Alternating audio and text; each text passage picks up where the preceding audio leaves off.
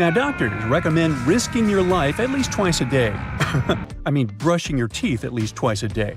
But you see, the seemingly harmless toothpaste that peacefully chills on every American counter poses a life-threatening danger because of one not-so-harmless ingredient – sodium fluoride.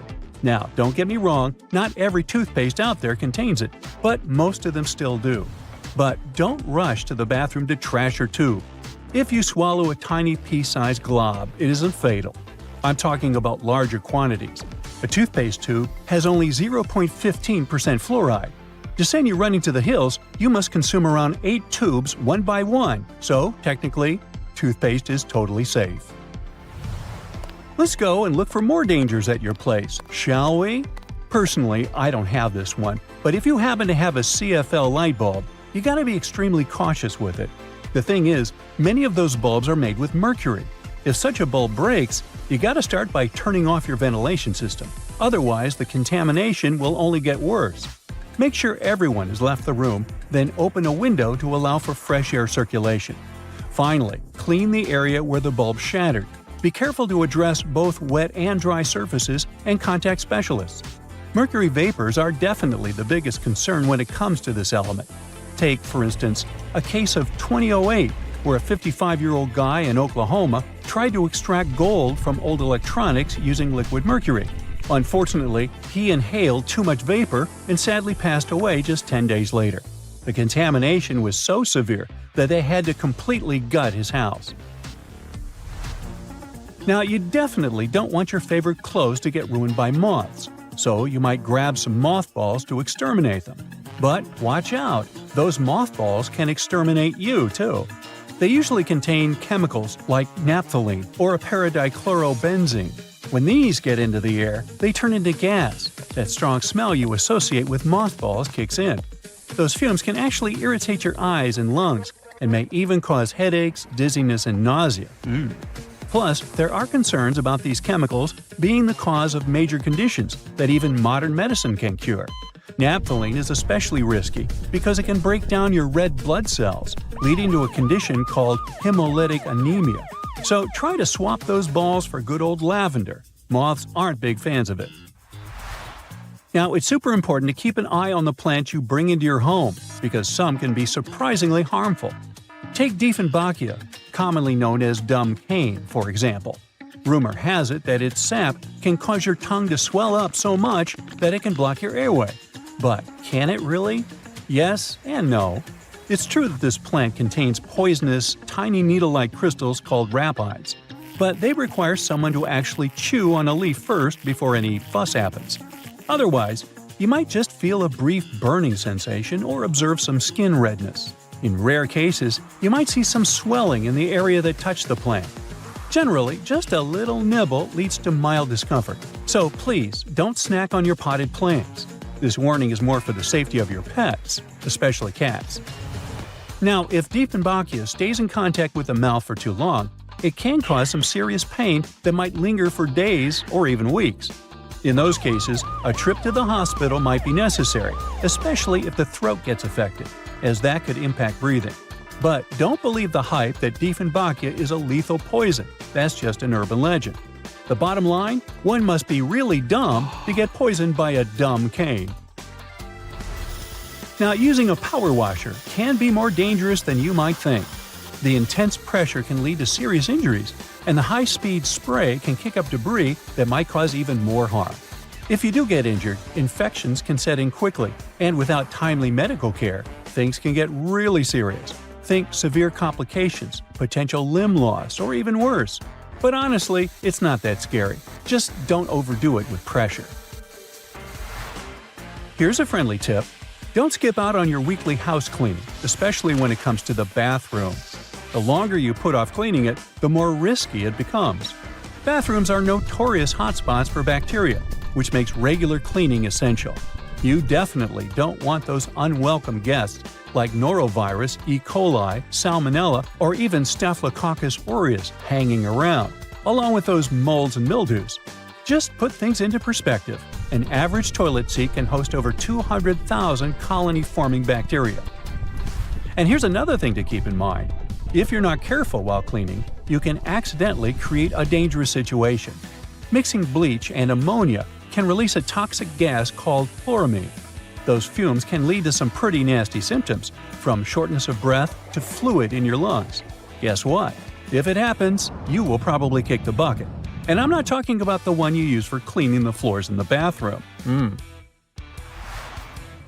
On a sweltering summer day, having air conditioning is definitely a blessing. But don't let that trick you into thinking there aren't risks involved. If your AC is on the older side, it can lead to various issues. For example, the ductwork and filters can trap harmful mold, bacteria, and allergens. If those aren't addressed, folks in your home might end up dealing with coughing, wheezing, or a stuffy nose. Plus, an aging AC unit can pose a fire risk. Older components tend to generate more heat as they try to keep up, and if they're not replaced, you could end up with a potential fire hazard. Faulty wiring is another concern, as many wires are tucked away in hard-to-reach spots, making them tough to inspect.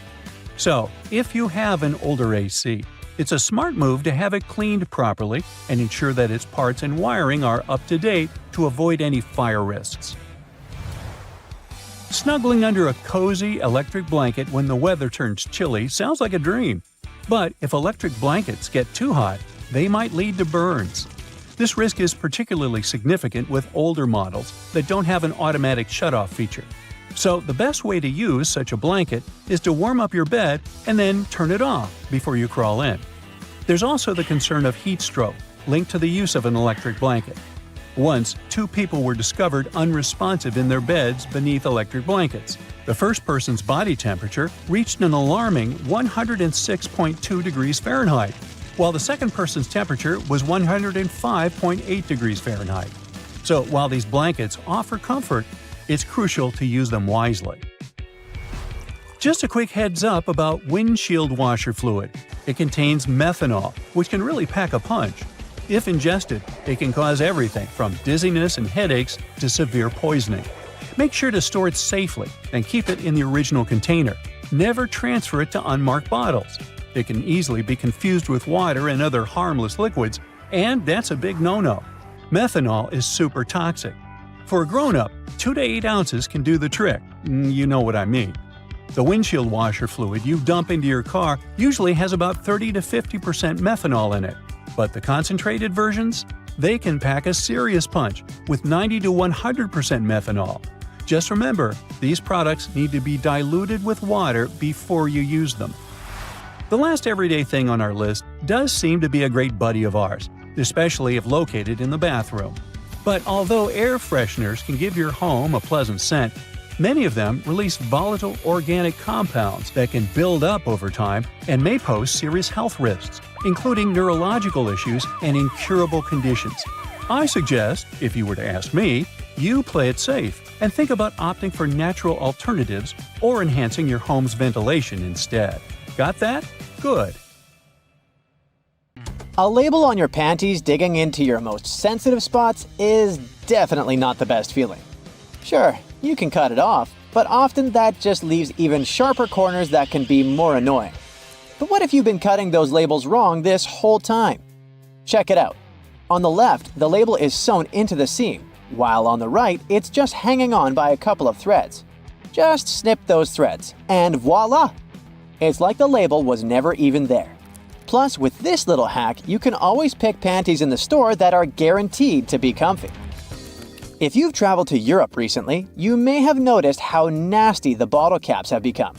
Yeah, according to the law, they now have to scratch your nose. They have to be attached right to the bottle. If these bottles annoy you too, try this. Once you open the bottle, rotate the cap 90 degrees and pull until one of the plastic connections breaks. And finally, turn the bottle until the cap touches your chin, not your nose, and drink. You've been using the colander in the wrong way all this time. This smart kitchen device has a hidden function. The traditional way of draining noodles involves dumping boiled noodles into a colander, right? But if your colander is about the same size as your pot, try this instead. Place the colander on top of the pot with the noodles, like a lid, and drain the water out. This method is faster and less messy, and it keeps your noodles in the pot where they belong. toilet plungers and sink plungers are quite different, and the toilet version has a handy rubber flap called a flange that pops out from the cup. This flange fits snugly over toilet drains, giving you strong suction to tackle stubborn clogs. While a sink plunger won't help with toilet troubles, the toilet plunger can work on your sink or tub. Just make sure to keep that flap tucked inside the cup. And don't forget to give it a thorough clean with bleach before switching from toilet to sink use. You definitely don't want to mix things up. If you still work in an office, next time you print out something, make sure to check out this stapler built right into the printer. It can staple all the documents that fit in the slot at the same time. By the way, it's not something new. Such printers have been around since the 90s. Why buy a ruler and spend your hard-earned dollars if you can simply use a dollar bill to measure whatever you want? Only as long as this whatever is somewhere around 6 inches. A dollar bill is just about this size. Even though many people are sure that those tiny holes on the bottom left side of your iPhone are the speaker, they're actually a microphone. And speaking of iPhones, if you've got one of the latest models and your phone is out of juice but there's no socket to be found nearby, here's a nifty trick. Grab a double-ended charger cord and connect it to another iPhone 15. Boom! Your phone gets a little power boost. I bet you've noticed that the hook on a tape measure is a little loose. Well, that's intentional. The hook moves just enough to account for its own thickness, ensuring both inside and outside measurements are accurate. So if you ever thought it was broken, nope, it's just doing its job. As for the hole at the end, it's replacing the tape on the edge of a nail to get measurements from odd spots. The pockets on new suits are sewn shut to keep the jacket's shape during transportation and display. Of course, you can unpick them to use the pockets, but you need to be careful with what you put there. Anything heavy can easily distort the suit's shape. The important thing, though, is to remember to cut the threads holding the back vents together for better movement and comfort. Oh, and remember to cut those tacky stitches that fasten your new coat's vent, that flap on the back. Now, that sink squeegee thing actually hides a big secret. It can store water. Many sink squeegees have tiny holes that allow water to stay inside. But why would we need that water? Oh, you can release it as you squeegee, which will help you rinse the sink as you clean it. Here's a travel tip that will help you understand U.S. highways. In the U.S., highways with even numbers run east-west, and those with odd numbers run north-south. If a highway number starts with an odd digit, it's a spur, which means it doesn't reconnect to the main highway. If it starts with an even digit, it's a loop around or through a city that eventually reconnects with the main highway. And finally, numbers divisible by 5 are major highways meant for cross-country travel. Your iPhone camera can also translate laundry symbols, identify plants, and even recognize some bird species. It's like having a mini encyclopedia in your pocket. Another trick: when using the markup feature while editing your photos, you might want to highlight a part of a picture. Put a circle around the needed area and keep your finger pressed down at the end of the stroke. Voila! Instead of a misshapen circle, you get a perfect one. It also works for squares, triangles, and stars. Barilla, probably the most famous pasta in the world, has teamed up with Spotify to create playlists that match the cooking time for different pasta shapes. Just start the playlist when you drop the pasta into boiling water. And when the music stops, your pasta is ready. Toasters have crumb trays at the bottom that you can and should clean regularly. Just slide it out and dump the crumbs. It's an easy way to keep your toaster clean and working well. You can use Google Maps to share your location in real time. Just tap your account icon, select Location Sharing, and choose how long to share. Your friends can track your progress and be ready when you arrive. You can also save your parking location by clicking the blue dot. Do you know that the knobs on some ovens have calibration screws on the back? You can adjust them to get more accurate temperature control. It'll definitely help you avoid overcooking or undercooking your meals. In non-prepaid gas stations in the US, try pressing Enter before swiping your debit or credit card. It'll take you to the prepaid screen, and you can enter the amount you need manually. If you're drinking outside on a windy day, place some coins in an empty cup, and then put the cup you're drinking from inside the first one. The weight of the coins will help you keep your drink from getting blown over. Simple, but effective. Once you've peeled your potato, you might spot some tiny divots, known as eyes, that still have some skin on them. Many peelers come with a handy scoop designed to tackle these little guys. Just take the scoop, dig in, and pop them out. Easy peasy. Your favorite potato recipe will be totally eye-free in no time. A cell phone's camera can help you to figure out whether your remote is working. The camera is sensitive to infrared, so you just need to turn it on and point the remote at the camera while pressing the remote's buttons. You'll see the LED flashing in response. If you spot nothing, something is definitely wrong with the remote.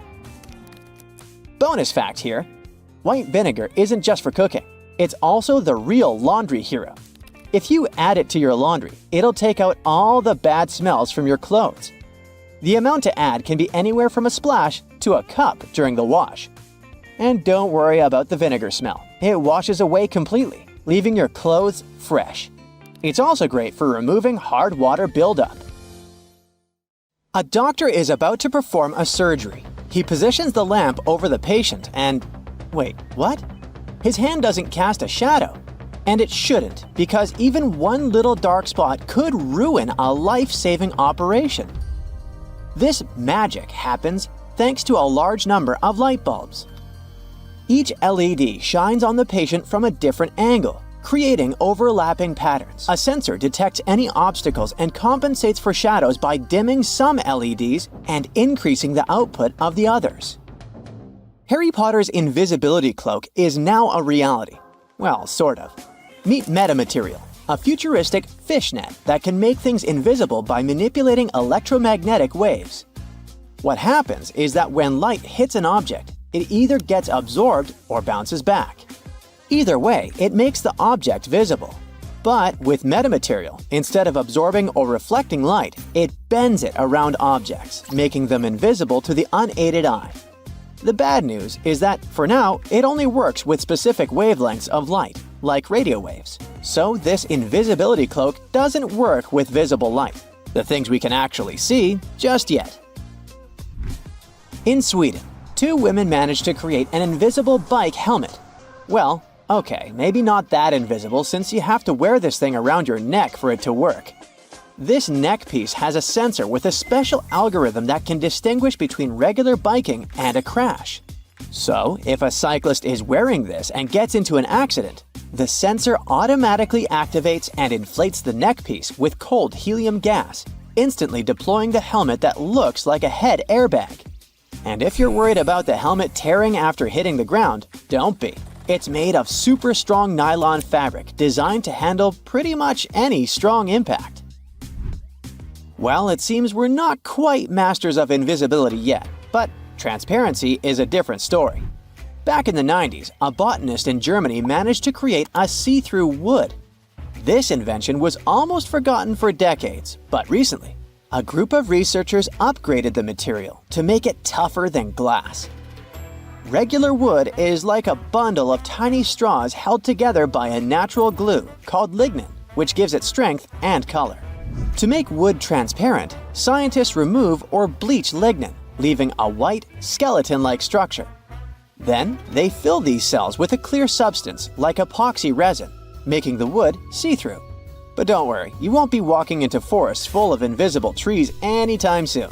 The idea is to use this technology to create things that need to be tough, like windows and smartphone screens. Seeing things that aren't really there, like holograms, is seriously bizarre. This technology is basically like watching 3D images of real objects, but without the need to put on those old-school 3D glasses. To create a hologram of a flower, for example, you start by pointing a laser at a special mirror. This process will split the laser beam into 2 parts. One part bounces off another mirror, illuminates the flower, and then hits a photographic plate. The other part of the beam bounces off a different mirror and goes straight onto the same photographic plate. When these two beams come together, they make a 3D picture of the flower. So basically, a hologram is an optical illusion of epic proportion. Levitation is probably the greatest magic trick of all time. While magicians typically use optical illusions to make things appear to rise and hover in the air, science can actually achieve it in the real world. A process known as quantum levitation allows materials known as superconductors to float above magnets.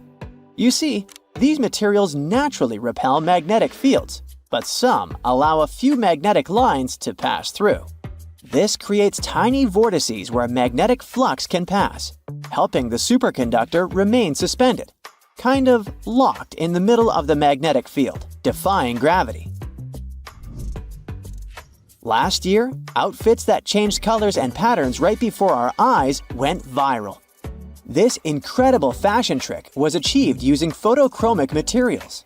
When this type of fabric is exposed to sunlight, UV radiation causes electrons to transfer between different states, which alter their optical and electrical properties. In simple words, they change colors.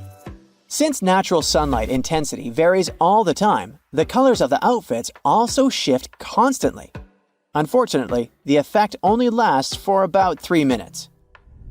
Sure, you might wear something that changes colors, but would you eat it? I'm not talking about a banana ripening from green to yellow. I'm talking about chameleon, an ice cream made in a lab that tastes like Tutti Frutti and has a superpower. It changes color in your mouth. This treat shifts from lavender blue to pink upon touching your tongue. Although the physicist who invented it is pretty secretive about the recipe, we do know that the magic comes from how the treat reacts to changes in temperature and acids in your mouth. Oh, and the inventor also mentioned you can spray something he calls love elixir onto the ice cream to speed up the reaction. Science has advanced to the point where we can actually make it rain and snow. This technique is called cloud seeding, and although it might seem like an X-Men superpower, it is pretty easy to understand how it works. First, the weather needs to be cloudy. Once a cloud forms, workers at a control center send a plane to the area to stimulate rainfall. As soon as the brave pilot enters the cloud, the plane releases tiny particles, such as silver iodide, into the air. These particles help water droplets form and grow, which produces rain. Sounds simple, right? But playing storm is pricey. An average 4-hour operation that seeds 24-hour clouds would cost around $5,000. If the storm gets too loud, just grab your noise-canceling headphones for some quiet time. These magical gadgets work by listening to the noises around you. Then their built-in microphones create sound waves that are the opposite. When these opposite sound waves mix with the noise, they cancel each other out, making everything quieter and clearer. Concrete often has a problem. It cracks, which makes it less durable, and that's not good. So the smart move is to go for self-healing concrete. This magical material has tiny capsules or nanotubes inside that are filled with healing agents like calcium carbonate. When a crack forms and hits these capsules, they burst open from pressure or moisture exposure. This releases the healing agent into the crack, where it mixes with things in the air like water or carbon dioxide to toughen up the concrete again. If you're planning to build a house, you should consider using a 3D printer. I know it might sound crazy, but nowadays it's completely possible to print an entire 500 square foot house in just 24 hours. It kinda works the same way as a regular 3D printer. First, you design the house plans on a computer. Then you send it to print. That's when colossal robotic arms come into play, laying down layers and layers of a special concrete mixture that harden as they go. Magic sand may look like an innocent toy, but it defies logic. I mean, it is sand that remains dry even underwater. But here's how it works. The sand is coated with a hydrophobic compound, which causes the grains to stick together and form cylinders when submerged in water. So if you put the sand in an aquarium, for instance, this compound will create an air pocket around the sand, keeping it completely dry. Talking about toys, did you have a boomerang when you were young? It is pretty fascinating how it always comes back into your hand. The trick behind it lies in its L shape. A boomerang is designed with 2 or more wings positioned in a special way so that when it spins, it generates unbalanced aerodynamic forces that curve its path into an ellipse, allowing it to return to the spot from which it was thrown. Of course, this only works when it's thrown correctly, so maybe it's better to avoid using it altogether, especially inside your house. So listen, if you don't want your next barbecue party to end up at the emergency room, you might want to get rid of that wire brush you used to clean the grill. Over 100 people have to seek medical help because of it every year. Those brass and steel bristles easily separate from the brush and stick to cooked food that ends up in your mouth. With each swallow, they go deeper and deeper. They can poke into or puncture the lining of your mouth, throat, and esophagus, or somewhere else down your intestinal tract. The symptoms this causes could be signs of many different conditions, and because of their tiny size, the bristles are really tricky for doctors to spot. So you can lose the precious time to solve the problem at an early stage. In some cases, one ER visit can solve the problem.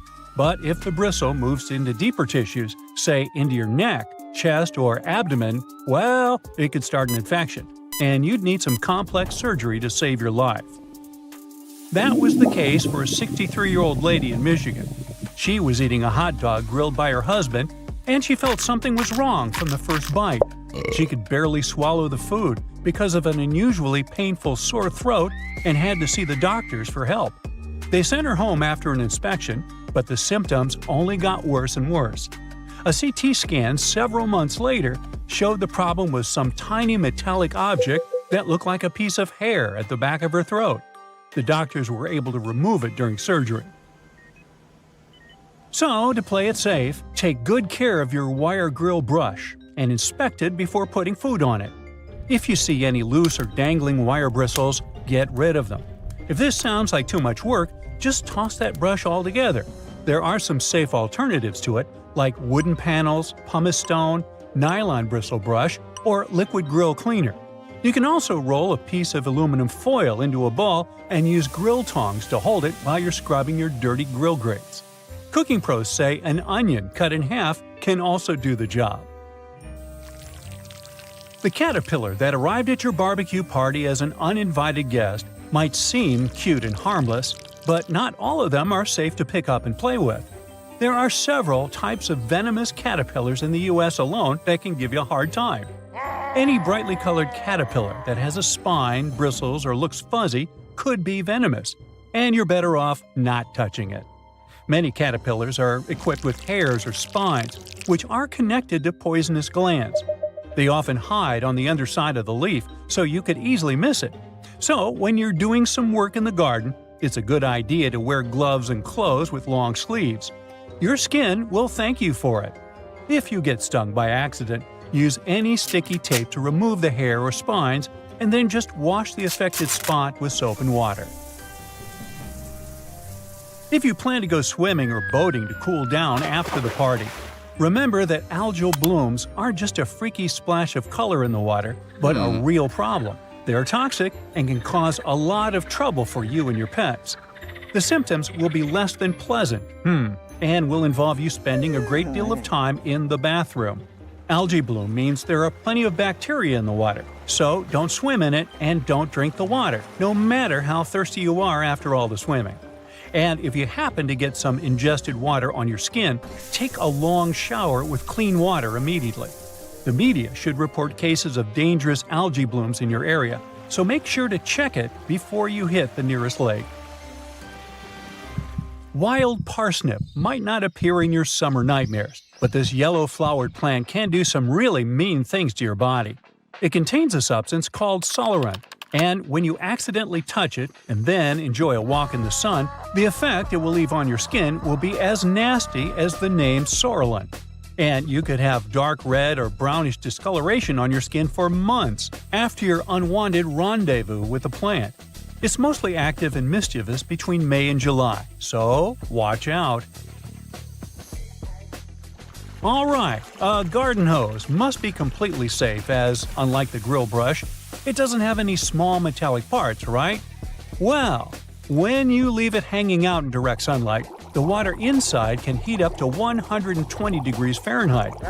If you spray someone with water this hot, their skin won't love it. It's especially dangerous for youngsters and pets. So, if you see someone blissfully unaware, grab the hose, take it from them by force if needed, and let the water run for a few moments before you let anyone play with the hose. It's for their own good.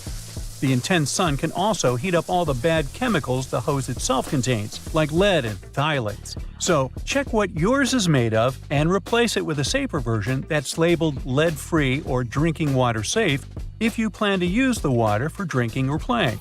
And if you already have a safe version, but suddenly smell a terrible odor, it could be the algae and bacteria that just love stagnant water. If it comes into contact with your skin, or you swallow it by accident, you could have some serious health problems. The best you can do is replace the hose. And yes, make sure you keep it in a cool, shaded area and drain it well after every use. Now, you're never too old to love the trampolines, but the trampoline might not love you back and give you a spinal injury or broken bones.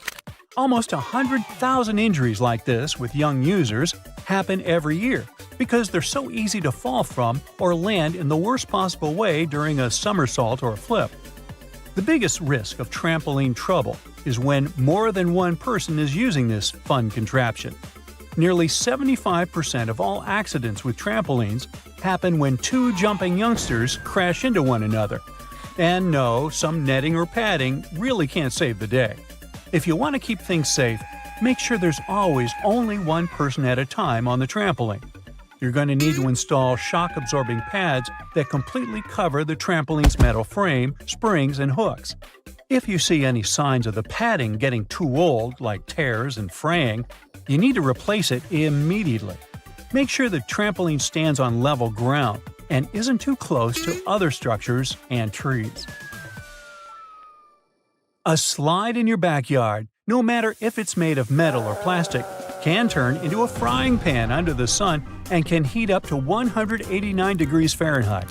So, before you jump on it or let someone else do it, check the temperature of the whole thing top to bottom.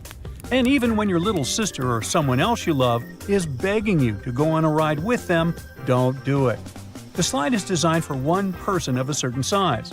When the two of you end up tandem sliding, the smaller leg can get caught up between the bigger leg and the edge of the slide. The speed will also increase, and it can lead to all sorts of drama. Finally, no matter how tempting it feels in the hot months, don't walk barefoot on that beautiful lawn in the park or even in your own garden. You never know what's hiding in the grass, and if you step on something sharp, like a rusty nail hiding in the grass, you'll get yourself into a lot of trouble. Flip-flops aren't the best idea for everyday summer shoes either. They rarely come with arch support and can make you take shorter steps and put more stress on your body. It's just not good for your feet, joints, and muscles. Otherwise, have a great summer!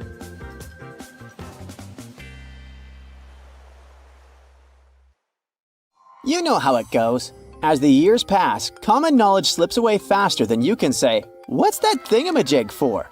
Just think, our grandkids will probably be scratching their heads over the buttons on our old-school phones. So it's no wonder that some ancient artifacts have got us all stumped too. Take a look at this funky object. Any guesses on what it is?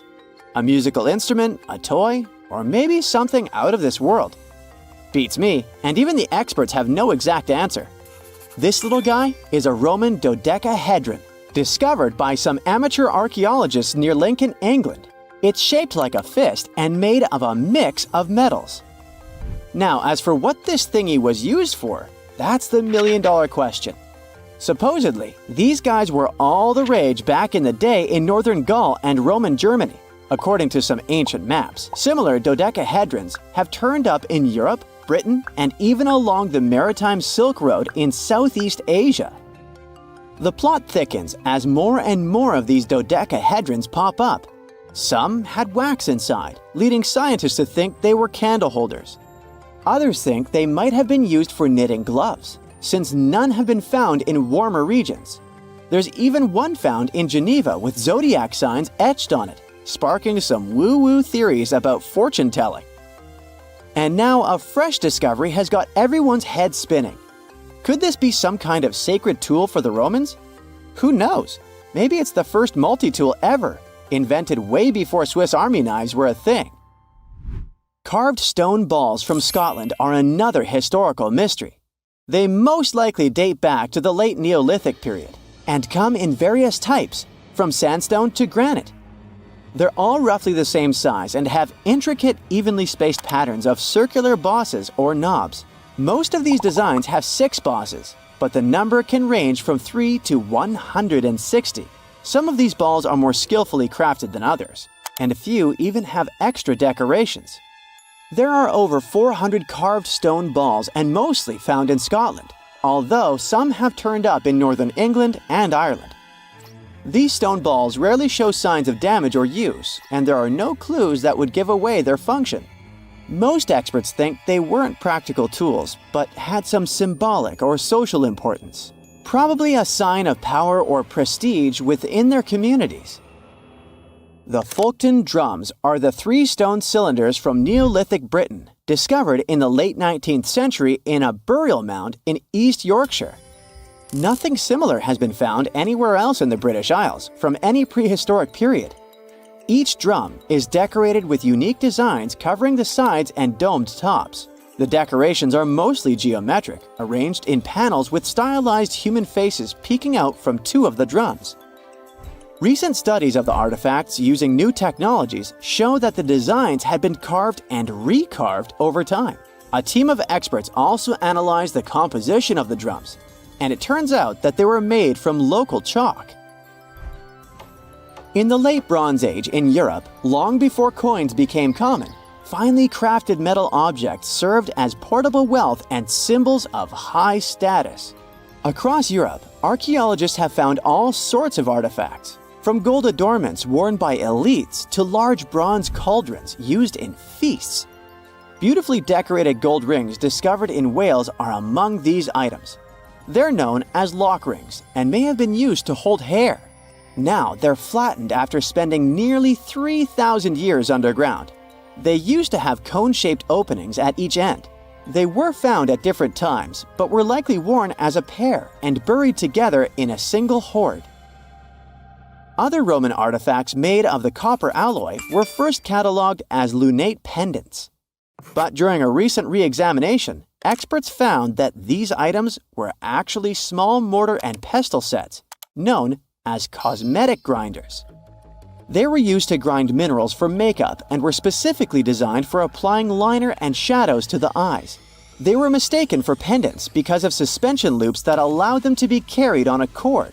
These cosmetic sets from the 1st century of the current era were unique to Britain.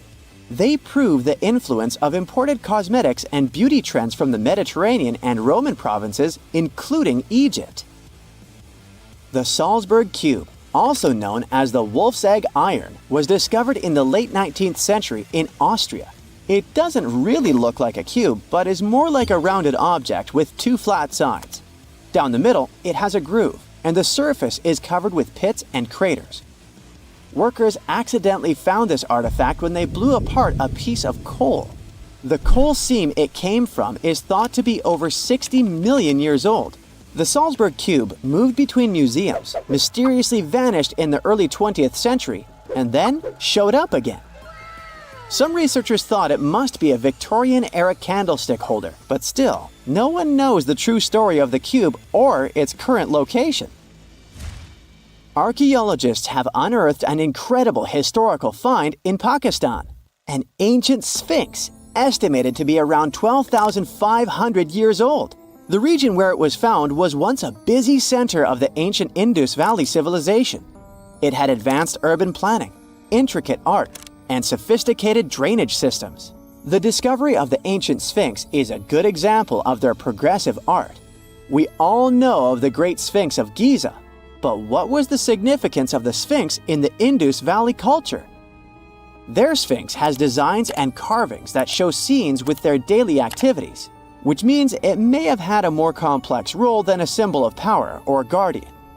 It could stand for a balance between humans and nature, or even a deity associated with agriculture. Arauca in Chile sits on the sandy dunes of the Atacama Desert, known as the driest desert in the world. Long before this coastal town was built in the 16th century, the Chinchorro people called this region their home. Archaeologists found hundreds of their mummies. Radiocarbon dating showed that these mummies are over 7,000 years old, which makes them 2,000 years older than the famous Egyptian mummies. The Chinchorro used special techniques to preserve the mummies, not just relying on the dry climate for that.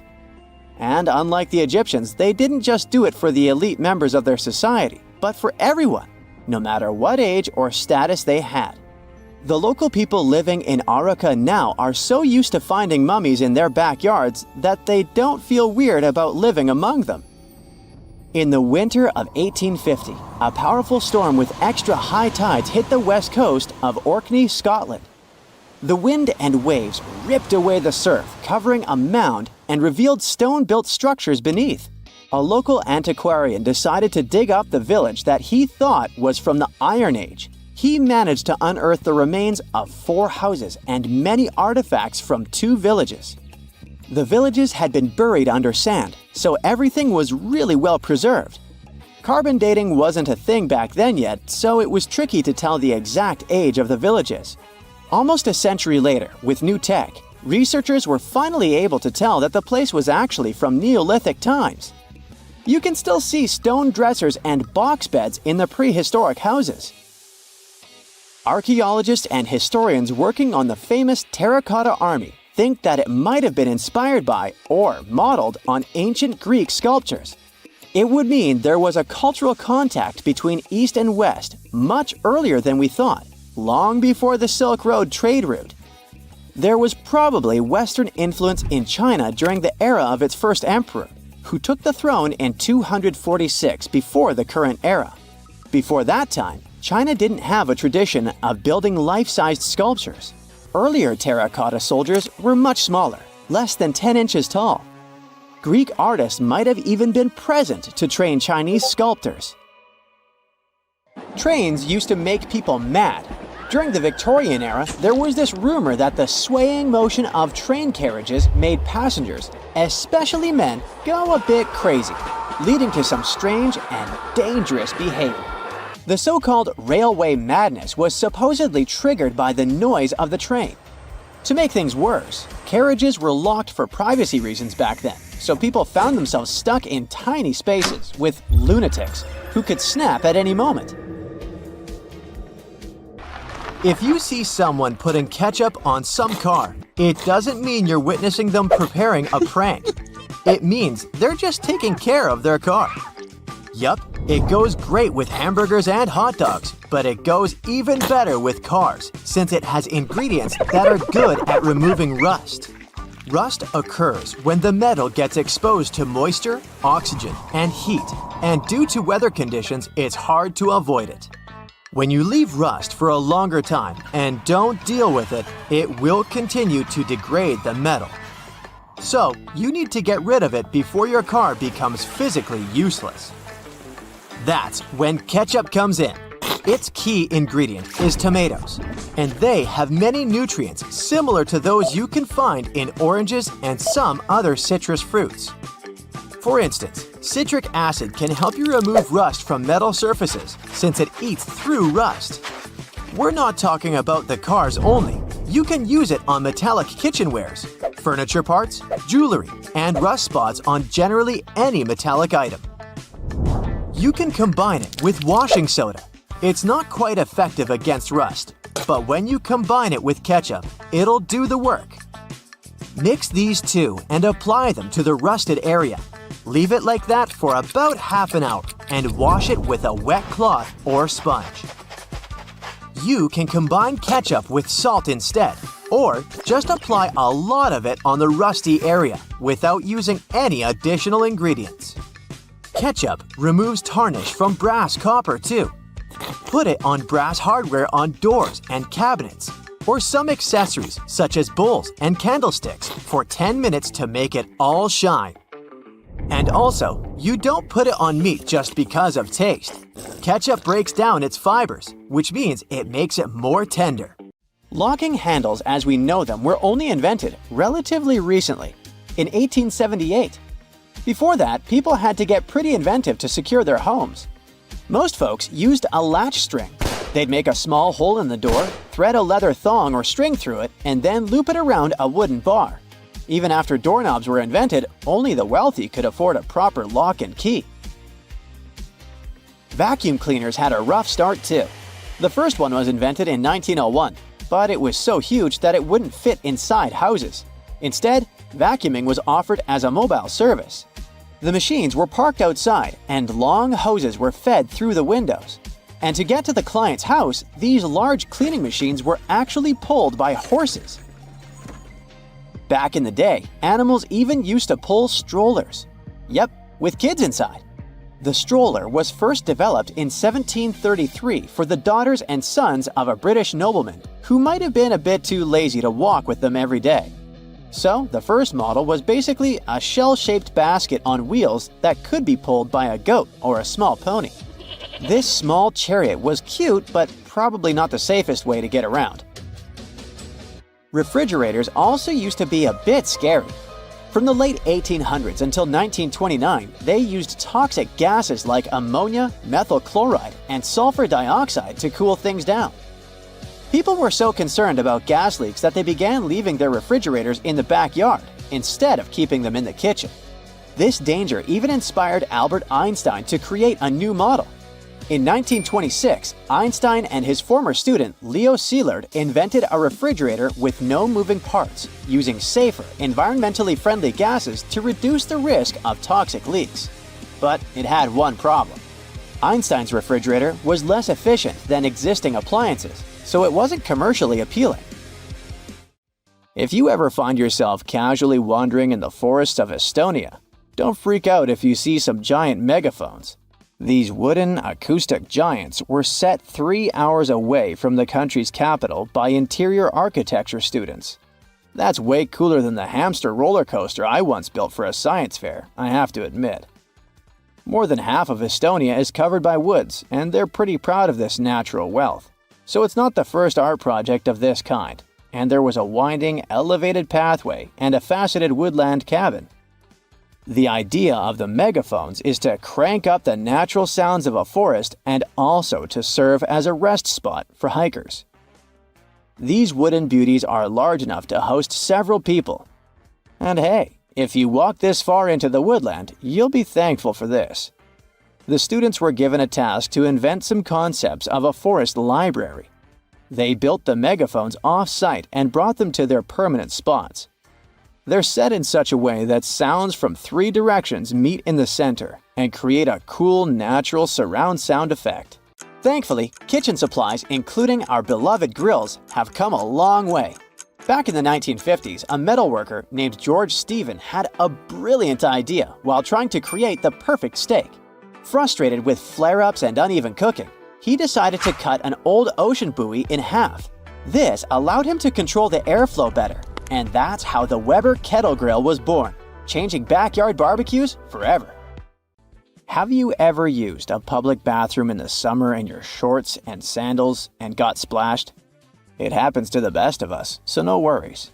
If only there was some solution to this problem. Perhaps a urinal with a small hole so no liquid goes where it shouldn't. Looks pretty yucky and painful to me.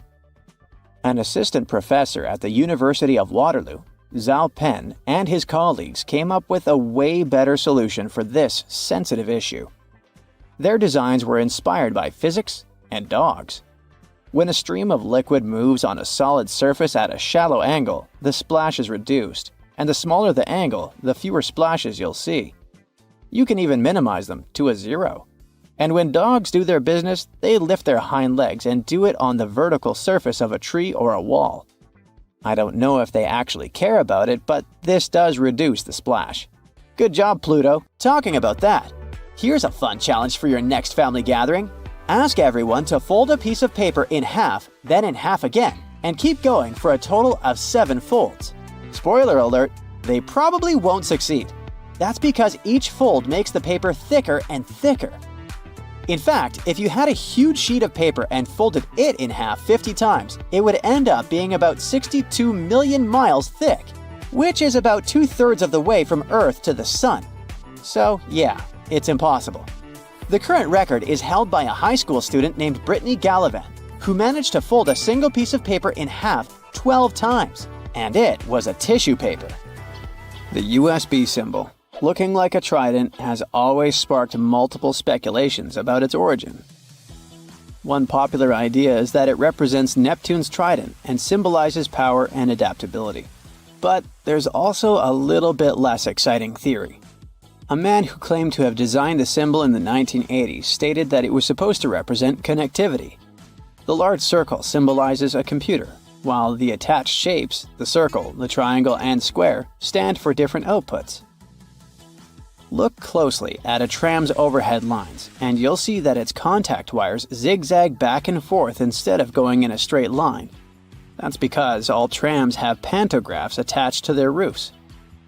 The upper part of the pantograph is gradually worn down by the overhead wire and eventually needs to be replaced.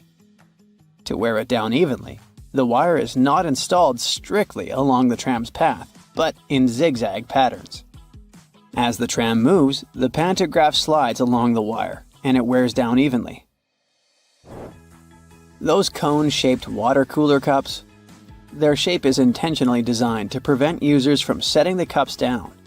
This allows employees to minimize the risk of spilling water on their desks around various electronic devices. Plus, less material is used to produce cone-shaped cups, which makes the process less wasteful and more cost-effective. It also kinda supports sustainability by encouraging people to drink their water quickly and dispose of their cups immediately after. You're probably wearing a YKK product right now. I mean, go check the zipper on your jeans. Yep, that's it. YKK stands for Yoshida Kogyo Kabushiki Kaisha, a Japanese company that makes roughly half of all the zippers in the world, producing over 7 billion zippers each year. Originally called hookless fasteners, they became known as zippers after a pair of rubber boots that could be fastened with a single zip became popular in 1923. The name stuck because of the high-pitched zip sound they make when used. Despite a popular myth, household batteries don't actually contain liquid, and if you accidentally cut them open, no toxic liquid will spill. Most of them are dry cell batteries, which are made of electrochemical cells. Those convert chemical energy into electrical energy. Larger batteries often house numerous small cells within them too. Even Tesla vehicle batteries consist of multiple small cells. When combined, they easily provide the necessary voltage. Did you know that nail polish used to be a status symbol? In ancient Egypt, queens like Nefertiti and Cleopatra were famous for their red nails, while lower-ranking citizens were only allowed to wear pale shades. You'll probably agree that there's no better snack than a pack of chips. Some are flat, others have ridges. Is it just aesthetics? Not really. The main purpose of those lines on some kinds of chips is to help with the distribution of spices and seasonings. In other words, all those substances that make your chips taste like cheese are mostly stored inside the lines. Plus, the lines make chips crunchier. This item here was also popular in ancient Egypt. What looks like a weird bench was actually a weird type of pillow. Back then, headrests were made from materials like wood, ceramic, and stone. Unlike our comfy pillows today, those ancient ones were used to protect people's hairstyles. That way, their hairdos stayed neat, even though they had a very uncomfortable night. If you've left a pot on the stove and your food burned, once again, take ketchup. Its acids will ease all the scrubbing and help you with grease. Just leave it over the night and you'll be able to wash the pot more easily. Or keep those small packages of ketchup we all end up having from fast food orders in the freezer. The ketchup won't be as hard as an ice cube as it freezes. So it will be good for soothing insect bites or similar things. For 8 centuries, forks were considered cursed and nearly forbidden in the West. The first models were used by the elite in the Middle East and the Byzantine Empire. and they made their way to the West in 1004, thanks to a noblewoman named Maria Agrippina. People were pretty shocked by it, to say the least. So when she passed away just 2 years later, everyone blamed the fork, thinking it was some kind of divine punishment. By the way, its name comes from the Latin word furca, which means pitchfork. Next on our list is Nike's iconic moon shoe, but I'm talking about the unique pattern of its sole. Back in the 1970s, Nike co-founder Bill Bowerman was making waffles for breakfast with his wife when he had a sudden idea: to pour a plastic material called polyurethane into the waffle iron. The machine was ruined, of course, but I guess it was worth it since that's how the first Nike waffle trainer was born. I mean, its sole. That clear fluid in gel pens is called the ink follower or stopper fluid. The gel in such pens contains pigment particles dissolved in a polymer solution. The main task of the stopper fluid is to be a barrier to prevent the gel from evaporating or leaking out. Without this transparent fluid, your gel pen wouldn't function. The fluid always stays in one position and doesn't get dissolved with the gel. Neither does it move backwards or flow out of the pen. Let's move on to another favorite snack: popcorn. These days, cinema and popcorn go hand in hand, but it wasn't always this way. In the 1920s and 1930s, movie theater owners were hesitant to allow snacks in their theaters. They were worried about the mess and the crunching noises interfering with movies. Plus, popcorn used to cost only 5 to 10 cents, so they didn't see any financial benefit. But savvy street vendors saw a big chance. So, they got their own popcorn machines and started selling them outside theaters. That's why popcorn probably became the original clandestine movie snack, and theater staff would even have to check if people were hiding bags of it in their coats. Have you ever helped your friends move into a new apartment in a building without an elevator? Then you're gonna love this one. Houses in Amsterdam have hooks on top. This is a medieval invention for pulling stuff up the houses. The simple tech consisting of a wheel and a rope still functions now, centuries later. Why not just use the stairs? Well, if you get inside one of those narrow Amsterdam buildings, you'll see there's hardly enough room to comfortably ascend, and you can forget about even trying to pull a table on top. Back in the medieval ages, pretty much like now, only rich people could afford housing around the canals in the best parts of the city. Those people were mostly traders and used the canals for their business.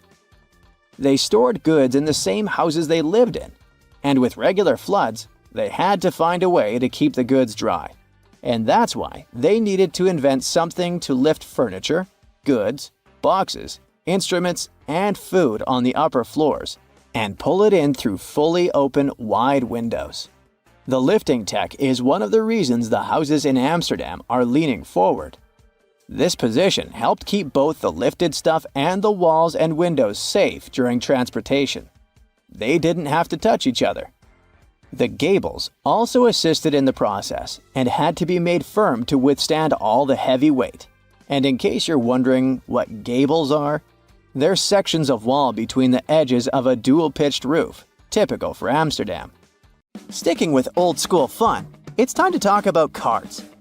So, have you ever wondered how many times you need to riffle a deck to shuffle it completely? The answer is 7 times, according to math. Even cooler, if you shuffle a deck right, you're probably creating a unique order that's never existed before and never will again. And if you have a deck at hand, check out the 4 Kings. You'll notice that the King of Hearts is the only one without a mustache. He's not special or anything. I mean, he also used to have a mustache, but it was lost in the reproduction of the original design. Your home has more regular things that can do magic tricks. Like if you have a house or a big terrace and want to make a nice flower wall. Try old mattress springs. Just hang them on the wall and let your imagination run wild with flowers. An old flower sifter can still come in handy, for example, as a planter. Even if you don't have one, you might find it at a garage sale or a thrift store. Wallpaper is making its big comeback when it comes to home design. Maybe you can try something different and use some old books with torn pages. You just need to learn the basics of hanging wallpaper, and voila! You get a new cool place for your old books. There's a solution for the remains of an old book. Don't worry. You can have blocks where you'll keep your kitchen knives. It's pretty original, don't you think? Solitaire was probably everyone's go-to game to pass the time back in the 1990s, but its original purpose was far from it. When developers created this game, their idea was to teach people how to use a computer without them even realizing it. For example, dragging and dropping cards into one place helped people learn how to move files into folders. The same goes for Minesweeper, which was designed to help people get used to using a mouse and clicking. Cleaning blinds can be frustrating, but the next time you do it, try doing it with a sock over your hand.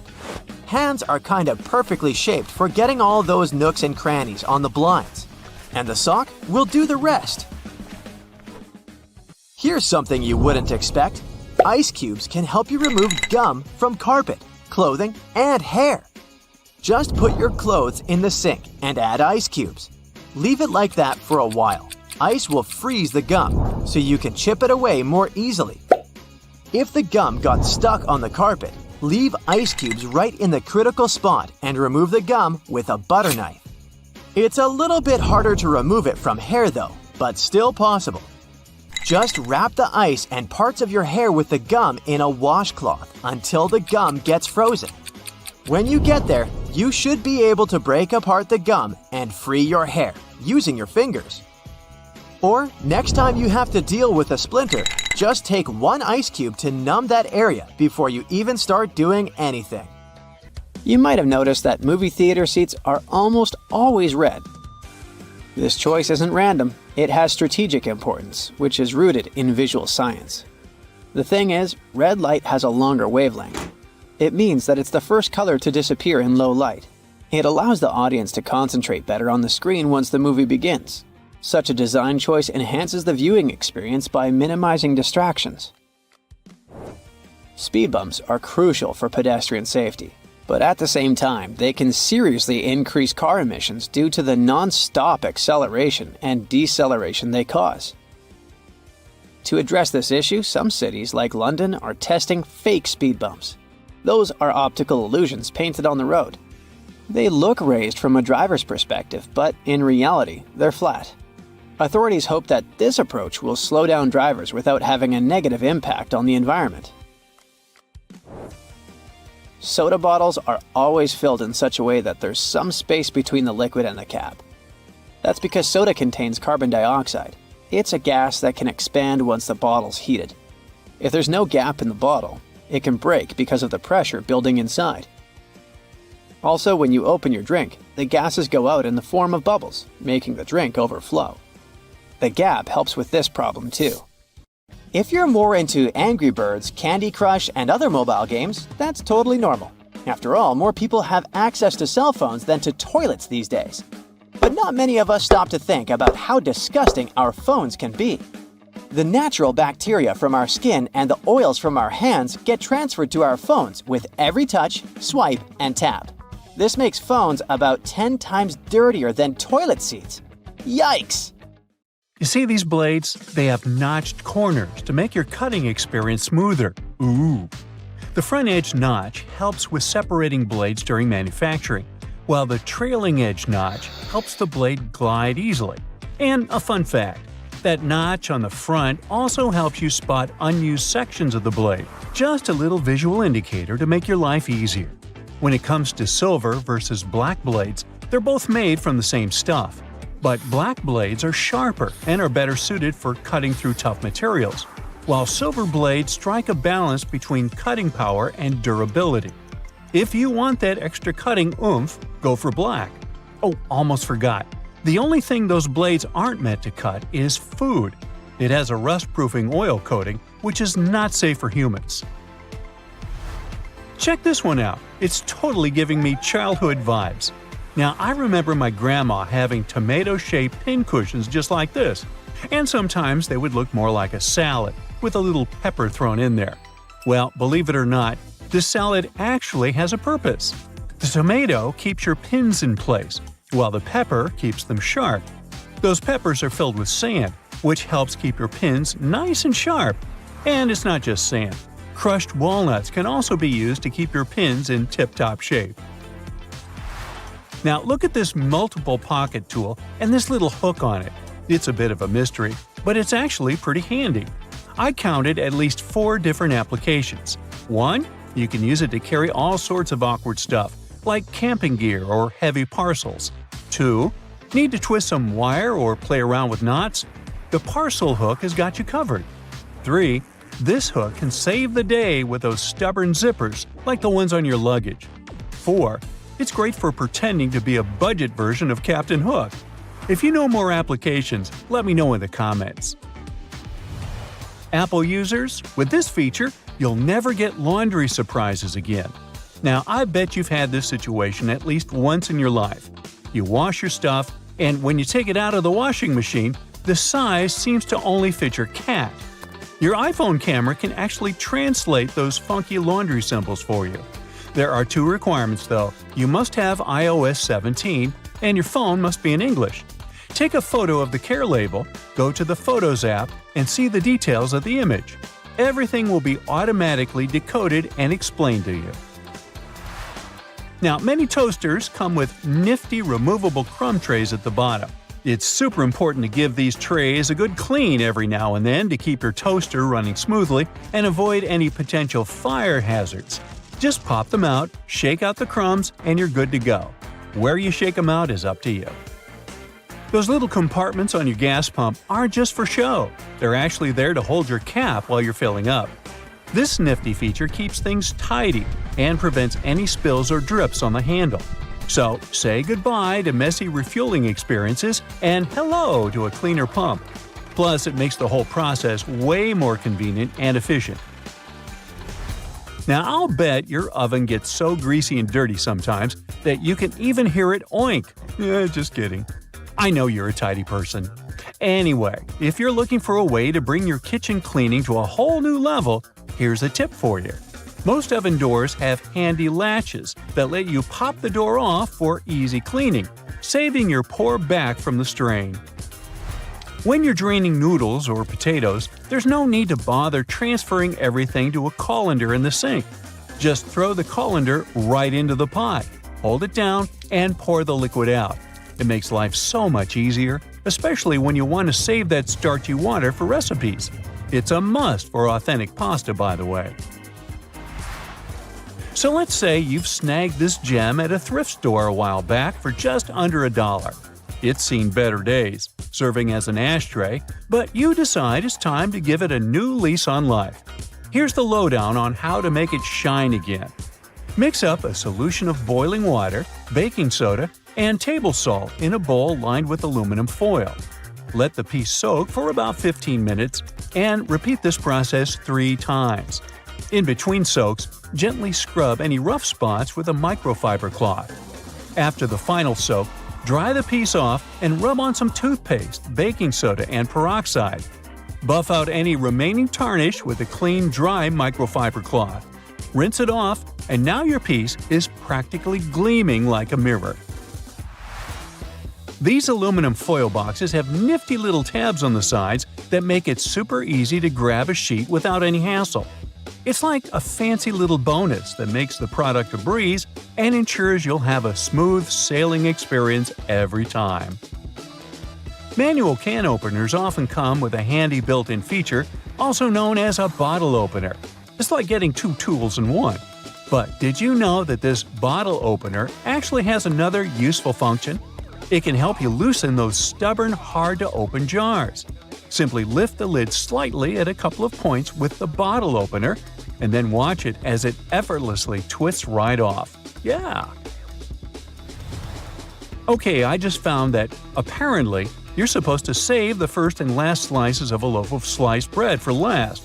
It's like a bread hack or something. Apparently, those end pieces help keep the rest of the bread fresher for longer, and you shouldn't eat them until you've devoured the rest of the loaf. So, next time you're making a sandwich, save those heel slices for the very end. Even bread eating needs a good strategy. Now look at those blue levers on the top rack of your dishwasher. I was curious about them too, and it turns out they're actually water bottle sprayers.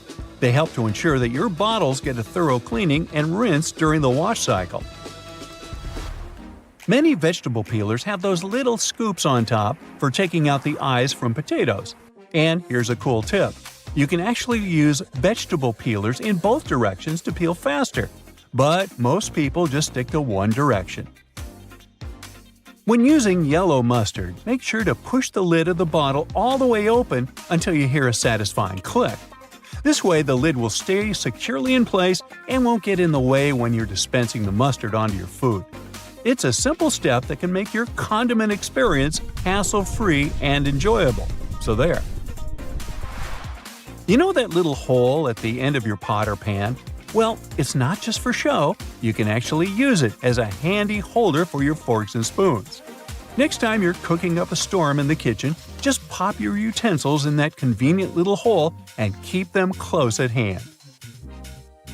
Okay, just a heads up to remember to switch the direction of your ceiling fan for the changing weather, and to give it a good clean too.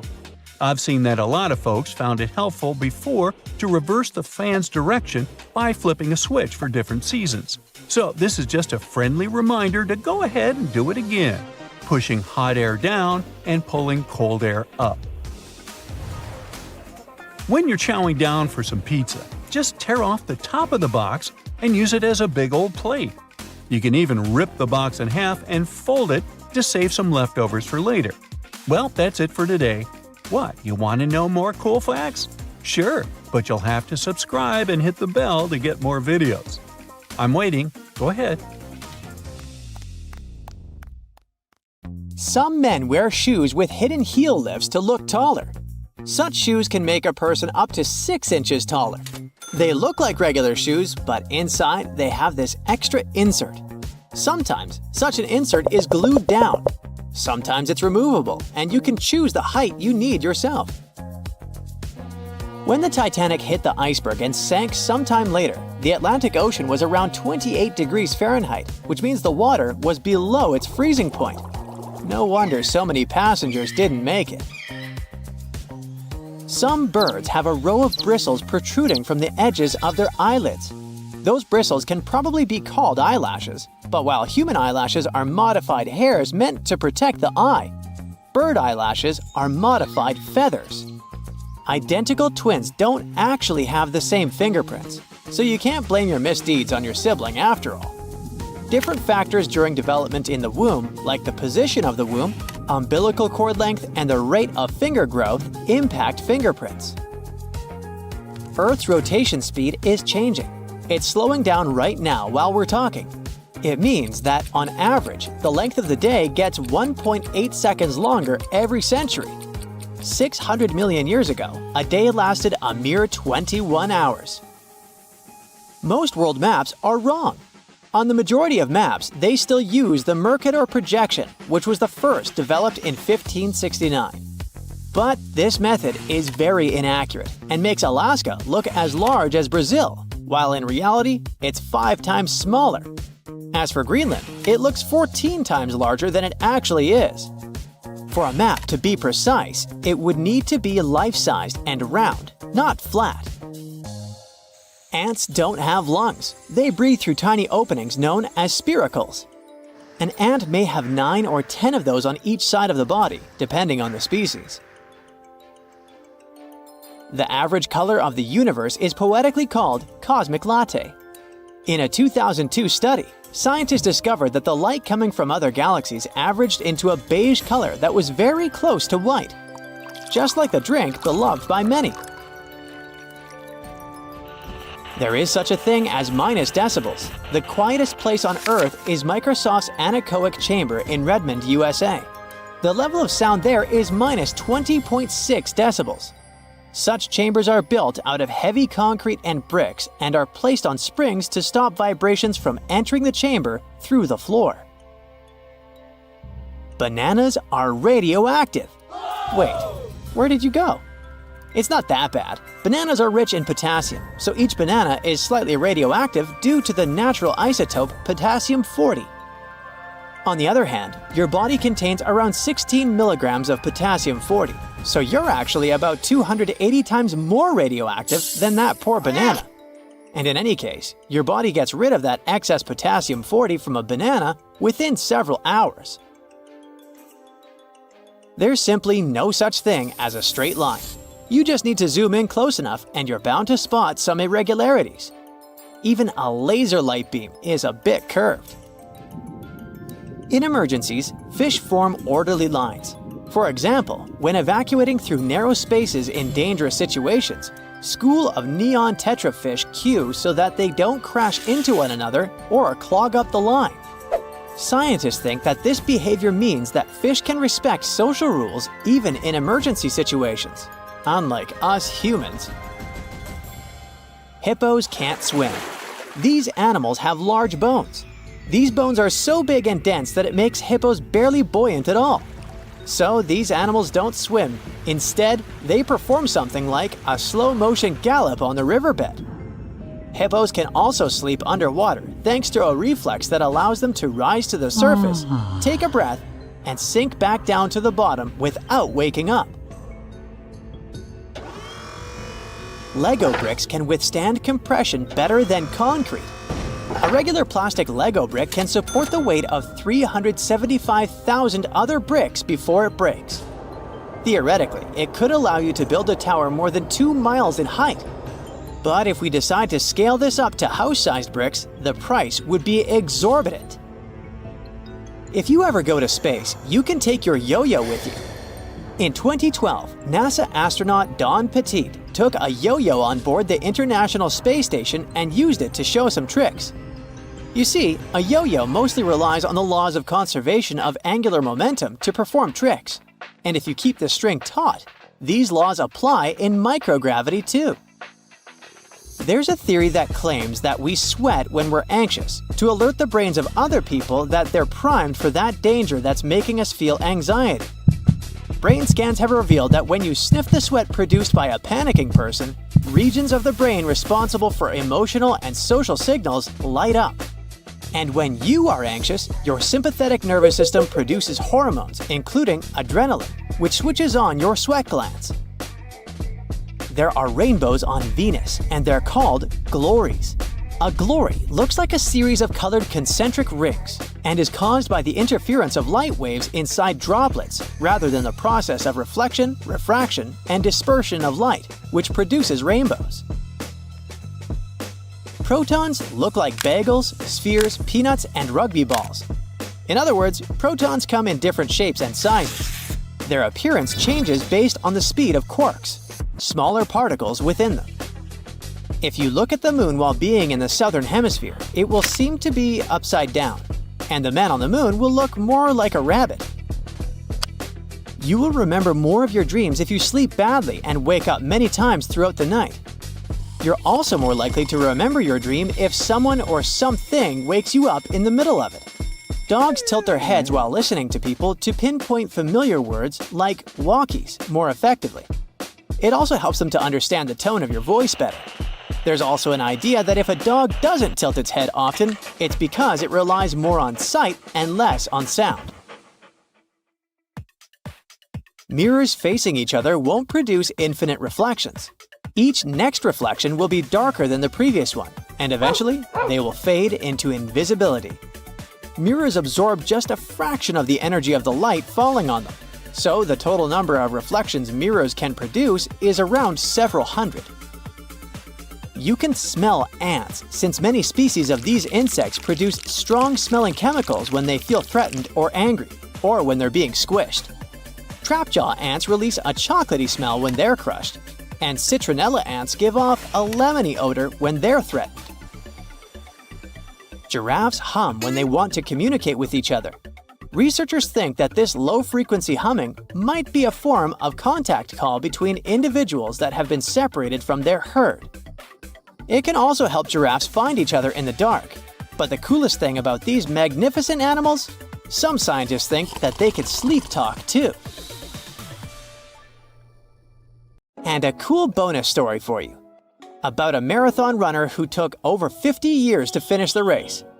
Japanese marathoner runner Shizo Kanekuri was selected as one of the 2 athletes that Japan could send to the 1912 Stockholm Olympics. But Kanekuri shockingly disappeared during the marathon race. It turned out that after a rough 18-day-long trip to Stockholm, first by ship and then by train, the man was exhausted. During the race, he stopped running because his condition simply didn't allow him to run further. The athlete stumbled into a nearby garden party where he drank orange juice and stayed for a while to recover. Later, Kanekuri was so embarrassed by his failure that he returned to Japan without notifying anyone, including race officials. So, Swedish authorities considered him missing for 50 years before finding out that he was peacefully living in his home country. In 1967, the athlete was offered the opportunity to finish his run. He accepted. 54 years, 8 months, 6 days, 5 hours, 32 minutes, and 20.3 seconds after he started the race, he completed the marathon. It was a long trip. Along the way, the man got married, had 6 kids, and 10 grandchildren. Fun fact: Olympic synchronized swimmers, now renamed artistic swimmers, don't usually wear swim caps. When they compete, they put Knox gelatin in their hair. The result resembles unflavored Jell-O. Athletes mix the gelatin with water and it turns into a gooey mixture. After that, they comb and brush the substance into their hair, pull it into a bun, and put a headpiece over it. When it all dries, it becomes really hard, and swimmers' hair doesn't fall out when they swim. They often add glitter and other decorations to make their hairstyles even more exciting. The blanket octopus is called this way because of the females of the species. They're supersized and rarely seen. They have a long, fleshy cape which encloses their tentacles. Female octopuses are large, up to 6.5 feet in length. Thanks to this cape, they look even larger and much more intimidating to potential predators. But the coolest thing about these creatures is that the male blanket octopus grows to be a mere 1 inch in length, which is smaller than a walnut. This makes the blanket octopus a species with the largest gender size difference in the entire animal kingdom. Red Bull has published a video showing the so-called world's fastest camera drone following a racing car around Silverstone's Grand Prix circuit. The Dutch drone gods are a company that custom-built the manually piloted drone designed specifically for keeping up with cars moving at speeds of over 186 miles per hour. It took more than a year for Red Bull and the Dutch drone gods to create a drone that could accelerate twice as fast as a Formula One car, reaching this breakneck speed in just 4 seconds. The drone's top speed is almost 220 miles per hour. Recently, scientists have concluded that water might not be wet. You see, wetness is usually defined as a liquid's ability to maintain contact with a solid surface. It means that the water itself isn't wet, but it can make other objects wet. Okay. Wow. The Maldives' 1,000 rupiah banknote has captured the attention of people from all over the world and received a lot of praise for its stunning design. The note features the striped pattern of a skin of a majestic whale shark and a green sea turtle against a vibrant blue backdrop. It's already been called the prettiest currency in the world. Now, wearing a tie might be more dangerous than you think. It can reduce blood flow to the brain by 7.5%, making you dizzy and nauseous and causing headaches. Ties can also increase the pressure in your eyes if it's too tight. Plus, they're great at transporting germs. Gotta think again whether following that dress code is so necessary. A young girl from Washington broke a Guinness World Record by putting on 45 sweaters at a local library. Sophia Hayden pulled on each sweater individually all the way down to her waist before moving on to the next one. It was done to comply with Guinness World Record rules. She also had to make sure that none of those sweaters was ripped, since damaged items didn't count. As a result, she broke the record for the most sweaters worn at once. The previous record was 40 sweaters, and it was set by a French 11-year-old boy in 2022. Later, Sophia's mother admitted that it had been tricky to gather enough sweaters for that attempt. The sweaters were then donated to charity. Now, it was Louis XIV of France who is believed to have brought salt and pepper together, forming the basis for modern cooking. At that time, only rich people could afford to add pepper to their meals, and the king liked his food to be lightly seasoned with just salt and pepper.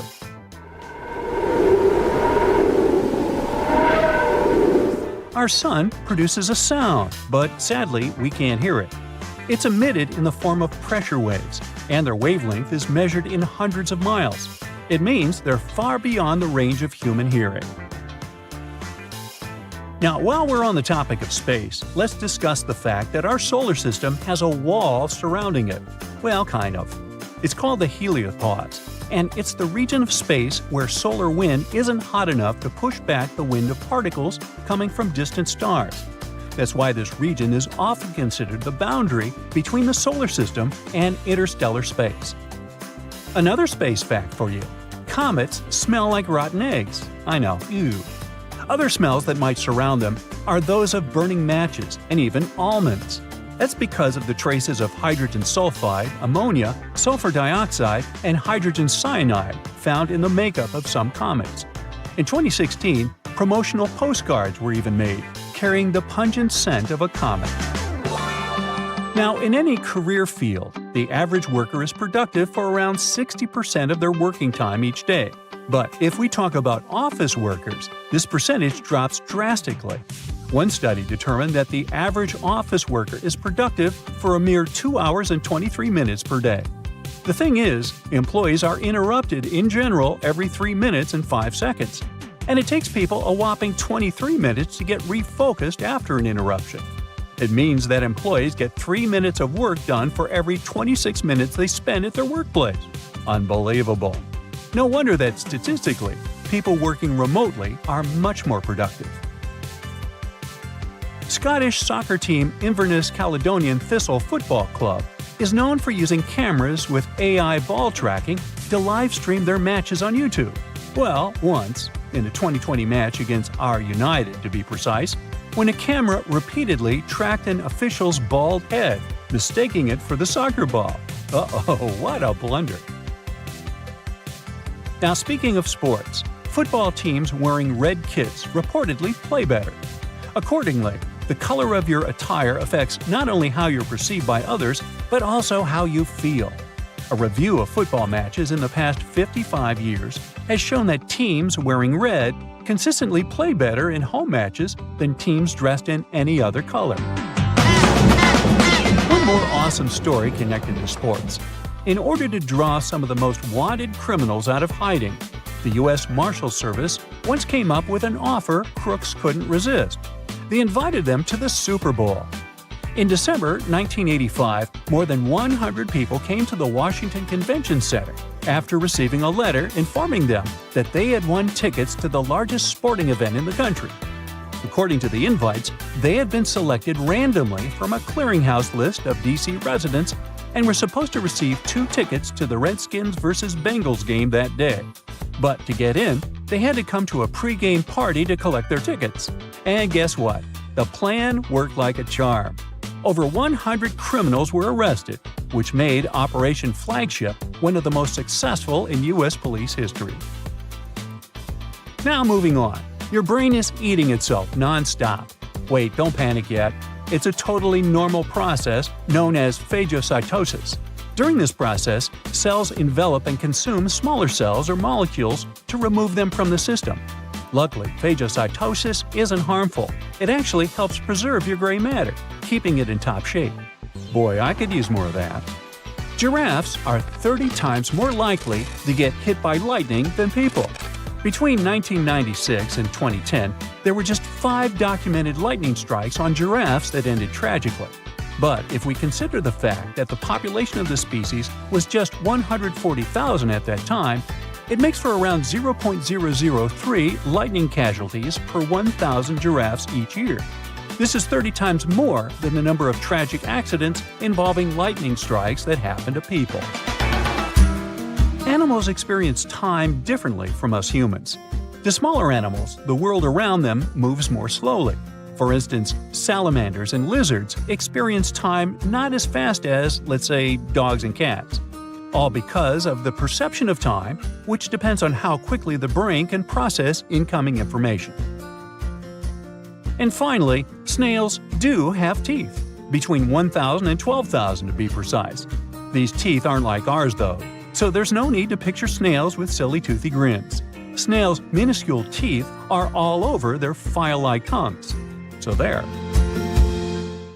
You're shopping for a bike and the friendly salesperson offers you to test the prototype for a new model using new technology straight out of space. It turns out you're already using some interstellar inventions on a daily basis. Regular inflatable rubber tires can't do so well on the perilous, rocky, and sandy terrains of the Moon or Mars. Curiosity Mars rover got some damage to its treads just 16 months into its mission. That's why airless tires relying on a mix of nickel and titanium were invented for NASA rovers. The material is flexible thanks to its tight molecular structure and can return to its original shape every time it deforms. The same airless technology should work great with bike tires down on Earth. The tires are tube-shaped and squash down whenever you roll over a bump. They will develop perfect shape memory over time. They're supposed to work best on gravel, trail, and mountain bikes. When it wears off eventually, the company plans to retread the tires to get the bike back on the trail and to make it last for years. The previous airless tire models were made of patented foam, supposed to last for up to 5,000 miles. They didn't take off because they made the bike too heavy. The new model is supposed to solve that problem and give the world innovative, lightweight, and durable tires. The same tech can be used in an all-terrain car and truck tires, high-performance sports, commercial aircraft, and even search and rescue missions. You gotta thank NASA for that comfy memory foam mattress you're using every night. Back in 1966, the original idea behind memory foam was to customize seats for astronauts to somehow ease the effects of G-force on takeoff and landing. It would be too impractical to create a custom seat for every flight, so memory foam became a perfect solution. It easily adjusted to an astronaut's body shape and went back into a rest state when not in use. Memory foam became available to the general public in the early 1980s and is now used in products from mattresses and pillows to amusement park rides, horseback saddles, and football helmet liners. Lenses used to be made of ground and polished glass. In 1972, a new regulation made their manufacturers turn to plastic to make them shatter-resistant. The new lenses were too prone to scratching, so NASA's invention of a diamond hard coating for astronaut helmets and other plastic aerospace equipment came in handy. The new tech was further developed and used for the production of scratch-resistant plastics. It's now used in most sunglasses, prescription lenses, and safety lenses in the US and around the world. The next time you clean your car's interior with a dustbuster, remember, you gotta thank NASA and their Apollo space mission for it. They wanted to come up with some portable self-contained drill to extract samples from below the moon's surface. They developed a computer program to produce optimal motor power and minimize power consumption. This program was later adapted and used to create a whole series of useful battery-powered home devices. The most famous of them was the cordless miniature vacuum cleaner under the original name of Dustbuster. In case you didn't trust the name, space blankets are indeed a product of NASA research. They're lightweight, usually gold or silver in color, and capable of reflecting up to 97% of radiated heat. That's just what you need to reduce heat loss from the body and stay warm and comfy in space. The material was originally designed for the exterior surfaces of spacecraft. Now you can see marathon runners at the end of the race wrapping themselves in those blankets to regulate body temperature. It normally drops right after you stop running. Another NASA invention is insulation called Radiant Barrier, made from aluminized polyester. It was designed to survive in wildly cold space temperatures and is now used in most home insulation. Freeze-drying tech for food was not created but greatly improved by NASA to pack more snacks on long Apollo missions. The idea is to cook food, then freeze it under low pressure, and then slowly heat it in a vacuum chamber to remove ice crystals. To bring it back to normal, you just have to add water. Thanks to this tech, food maintains 98% of its nutritional value with only 20% of its original weight. It's a great help for backpackers, disaster relief programs, and anyone who needs to pack light and still get proper nutrition. The infrared thermometer that lets us check temperature from a distance was developed with the support of NASA as well. It measures thermal radiation emitted by your eardrum a lot like they measure the temperature of stars and planets. Each device has a lens that focuses light from the object onto a special detector that converts radiation into an electrical signal and then into temperature you can see on a display. It's used for many purposes, from monitoring hotspot temperatures in mechanical and electrical systems to checking the temperature of visitors in public spaces. In the early 1960s, headsets for airline pilots used to be really bulky. They often used handheld mics to communicate. NASA needed a more reliable and lightweight technology for their missions to ensure communication, especially in case of emergencies. They got in touch with the pilots. Just 11 days later, the team came up with a microphone headset unit that could be used by astronauts to communicate with one another and with Earth. The headset was later improved and used for Mercury and Apollo missions. The world was able to hear Neil Armstrong's most famous phrase as he landed on the moon, thanks to that wireless headset. You gotta thank NASA for the improved version you use today. The idea behind LED technology dates back to the late 1980s. Back then, NASA was looking for a way to grow plants in space. They tested the tech using wheat and just red LEDs. It wasn't a success at first, but they solved the problem using blue fluorescent lights. The technology was developed and used in many medical devices and everyday items like electricity-saving LED bulbs. These days, they're way more efficient than their ancestors. Every time you take a selfie with your friends, you're using the tech that originated from the one for interplanetary missions cameras. NASA scientist Dr. Eric Fossum developed special active pixel sensors to make those cameras as small as possible and maintain the high image quality. This tech has become the leading one in the digital imaging industry. It made it possible to add miniature cameras to smartphones and other gadgets. Astronauts spend long periods of time in weightlessness and need a way to exercise regularly to stay in good physical shape. NASA took care of it and designed the anti-gravity treadmill, stimulating added weight and mimicking gravity. On Earth, the same method helps to lighten the load on your legs as you're working out. This tech is used by professional athletes and people trying to get back on their feet. You gotta thank NASA for your favorite pair of athletic shoes. They came up with a rubber molding process to absorb shock in space helmets and suits. The same idea was applied to athletic footwear and opened up new possibilities for professional sportsmen. And they're just way comfier for everyday use. The computer mouse was invented as part of a huge project aimed at augmenting human intellect. The inventors came to NASA in 1966 to test the mouse. It turned out the mouse was better and faster at manipulating objects on the screen than other gadgets like the light pen. The first mouse came with a cord in the front, but they moved it to the back to get it out of the way. The first patent for something that looked and worked like a joystick was filed in 1923. But it was NASA who made it something widely used. Astronauts in bulky suits needed a steering mechanism that would work with one gloved hand.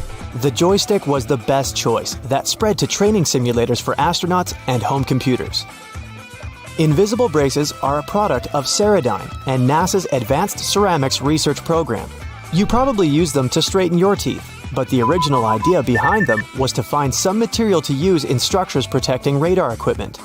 It had to be as transparent as possible for radar waves to pass through easily. It was doing well at its job, and in 1986, they got the idea to use this transparent and strong material in the dental industry. They say, whoever they are, the future is just around the corner.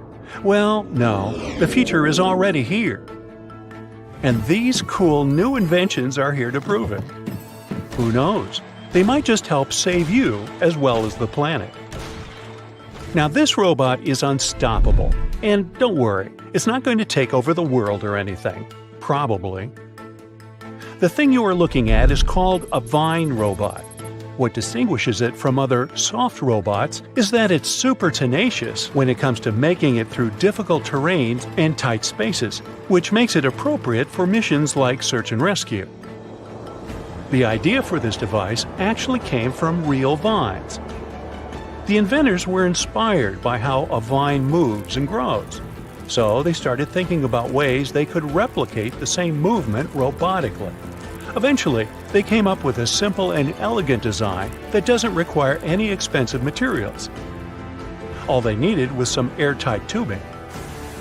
Remember the water wiggle toys? I do. The mechanism of their soft robot acts just like that. Then, to make it grow out from the tip, they use compressed air. And just like that, the basics of their invention were ready. It's so easy that you can build one yourself in as little as a minute. Aside from being easy to replicate, their design comes with other advantages as well. It can enter gaps 1/4 of its original size. Sticky surfaces and sharp objects don't really affect it as long as the air pressure is continued to be applied. The inventors, of course, have upgraded their design and created different versions so that the robot will be able to perform various tasks. For example, they added a camera to the robot's tip, which made it ideal for things like archaeology. And the robot was even taken to the Andes Mountains of Peru to investigate some very narrow shafts underneath an archaeological site, and was able to explore 3 of the tunnels successfully. However, the use of Vine robots will not be limited to underground. It might be possible to use them for space exploration as well. When blown into something like sand, compressed air fluidizes. In return, this allows the Vine robot to burrow into granular materials. So, NASA can use it to study the surfaces of other planets. But it has one more application. A miniature version of Vine robots can potentially be used for medical procedures, such as intubation too, making the process faster and easier. Talk about being multifunctional. Can you think of anything else it can be used for? Now, these capsules are not for swallowing. Tiny houses and van life have been the hype for quite some time now. But vans require gas, and tiny houses require some sort of infrastructure. Eco-capsules, on the other hand, require nothing. These egg-shaped micro-units are 100% self-sustainable living pods that give you the freedom to place them wherever you like and to live off-grid without causing any harm to nature. If all non-renewable energy sources were to end today, you could still be able to live the life you're used to in the eco-capsules for up to several months. So, no need to go all survivor mode immediately. Eco-capsules can also be used as scientific research stations or even remote hotel rooms. They are 88 square feet and are equipped with a smart home system. They come with sleeping space for 2, a kitchenette, shower and toilet, storage space, and even electrical outlets. They create their own electricity using a combination of a wind turbine up on a telescopic pole and a roof that is lined with solar panels. Their unique shape allows them to collect rainwater. The rainwater that falls on their surface is gathered in their tanks, where it is then filtered and becomes ready for use. In case there are no rainfalls for a while, the tanks can still be filled from any water source, such as a lake or a river. And in terms of drinking water, additional filters are installed directly on the faucets. The greatest thing about eco-capsules is that they have almost zero emissions and zero ecological footprint. So every eco-capsule inhabitant will basically be taking part in saving the world while they're living in it. This magnetic slime robot may look disgusting and frightening, but it definitely is game-changing. The blob-like robot is made of a water-soluble synthetic polymer, borax, and magnet particles. It is a non-Newtonian fluid that has viscoelastic properties, which means it can act both as a liquid and a solid depending on the level of pressure that's being applied to it. Accordingly, when you touch it quickly, it acts as if it's solid, and when you touch it gently and slowly, it acts as if it's a liquid. Hey, turn the pressure on me and I melt into a puddle, so I'm familiar with this. The tiny particles of magnets within the slime give it the unique ability to move. They can be controlled to make the robot travel, rotate, or form different shapes, such as a C or an O. There's no limit to which direction it can move, and from the looks of it, nothing can stop it from going.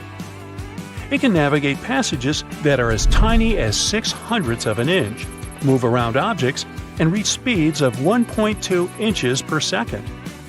What's even more groundbreaking is that it can stretch 7 times up to its original length, grab onto multiple things simultaneously, and even extend tentacles in different directions. It's shown to be able to conduct electricity and pull wires together, which gives it the capacity to switch and repair circuits. In the future, the creators of the slime hope that it can be used for medical procedures, such as retrieving objects from the digestive system that are swallowed by accident. Sorry, I can't help myself. In addition, if the swallowed object is something toxic, like a small battery, the slime can also hypothetically be used to wrap around it and prevent toxic electrolytes from leaking out into the body. However, the magnetic particles inside the slime are actually toxic themselves, but the researchers have coated them with silica to make the robot safe for this hypothetical application. The coolest thing about the slime robot is the fact that it is self-healing. That means it can bring itself back together even if it is chopped apart, without the help of external sources, and it can maintain its electrical capabilities after healing too. These all sound like some science fiction stuff, but you can relax since the slime is not sentient, at least for now. This is the transparency we all need. When you think of solar panels, you immediately picture large black squares that are mounted on rooftops, right? Well, transparent solar panels are here to change that. Solar panels create energy by absorbing sunlight and converting it into electricity. If the material they are made of is transparent, that means the light will completely pass through them. Accordingly, a transparent solar panel used to be something of a contradictory idea. However, in 2014, scientists from Michigan State University were able to come up with a solution to this contradiction and develop a fully transparent luminescent solar collector that can turn any glass sheet or window into a solar cell. These transparent solar concentrators are composed of clear organic salts. They capture the wavelengths of the solar spectrum that are not visible to the human eye, like the ultraviolet and infrared, while allowing the normal visible light to pass through. These captured wavelengths are then guided to the edges of the cell, where thin strips of conventional solar cells convert them into electricity. The researchers are hoping to make solar energy affordable, therefore widespread. So much so that they are also looking into using transparent solar cells as screens for smartphones or tablets. No more rushing to the charger once you see the 1% on the battery symbol. It's expected that the transparent solar cells will be able to deliver a 10% efficiency once mass production begins. This doesn't appear to be much, but if these panels can be implemented on every window of every home or office building, imagine. They can for sure help to change the future. It's breakfast, and you crack open a hard-boiled egg. You find that it's green. Looks disgusting. Well, it looks like you cooked it for too long. This happened because of the thin sulfur layer in the whites and iron in the yolk. Though the mixture of these chemicals is black, it's such a thin layer mixed into the yellow yolk that it turns green. But don't fear, these strange green eggs, they're completely safe to eat. While sitting for a photo, it would be weird to say anything other than cheese to get that perfect smile. But in the 19th century, it was different. Photographers would ask their subjects to say prune instead. The reason was to obtain that thin, duck-like expression. It was considered a prim and proper way to present a photograph. Strawberries aren't even considered a berry and are more of a false fruit, further identified as multiple fruit. What we believe is that the tiny little brown or white things are seeds, but they're actually individual fruits attached to its flesh. But how did this mistake start in the first place? Well, the confusion began hundreds of years ago when it was first named. However, this was a long time before botanists were even around to help clarify this mistake. Sci-fi films are often inspired by real-life space exploration, but there's one thing that NASA implemented after watching a sci-fi movie. A 1929 flick, Woman in the Moon, introduced a countdown that built up anticipation. NASA found this helpful and started using it in 1969. Not only is it an exciting moment, but it does also have a practical use. It helps the massive team behind each launch ensure they're synchronized perfectly down to the last second. This one might change your appetite the next time you see a juicy apple. Usually picked around August to November, the shiny supermarket apples are covered in hot wax, then hot air dried and sent into cold storage. Before they arrive at the supermarket looking fresh, they've been in storage for anywhere between 6 to 12 months. I bet you can't do this. Try and hum while closing your nose. No noise came out, right? Without an exit for air, it's physically impossible to make any noise. The world's largest national park in Greenland covers a staggering 375,000 square miles. That's twice the size of California. But although it's huge, there are only up to 40 permanent residents in this massive area, making it one of the most isolated places on Earth. Issues with bad breath? Gum is the typical choice, but other things are just as effective. Cucumber is a great natural solution and a more efficient one. Working similarly to gum, it helps stimulate saliva production, but what makes it different from other odor defeaters is its water content. Washing away any unwanted pieces of food still remaining also helps to avoid a dry mouth, which causes odors. You would think that Z would be the last letter put into the alphabet, but it was actually J. Long ago in 1524, an Italian grammarian wanted to identify a way to separate I and J. Together, they were a vowel, and J was then used as a consonant that sounded like Y. It wasn't until 1633 when an English grammar book explained the proper use of J, and it was entered into the alphabet in the way we use it today. The first vacuum cleaner was invented in 1901, the size of a Winnebago, and it took 4 people to operate it. A petrol engine used to supply power also required a horse to move it around.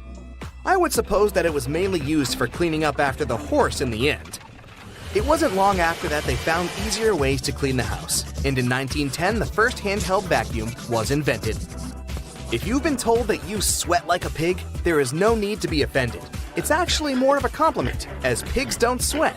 All swine are born without sweat glands, and the only way to cool off is to find a nice puddle, or more famously, some mud. Umbrellas were invented around 4,000 years ago and were only socially acceptable for women to use them. Their original purpose was to keep the sun out of your eyes and as a fashion accessory. It wasn't until the mid-18th century that men were allowed to use them. And the modern, water-resistant version we use today was made. And most importantly, the very first dog umbrella was invented in 1965. Dentists can be very strict on what sweets you eat, so you would be amazed to learn that cotton candy was invented by a dentist. John C. Wharton, a dentist and confectioner, wanted to give his clients a treat every visit. Maybe he gave them this treat to ensure they came back more often.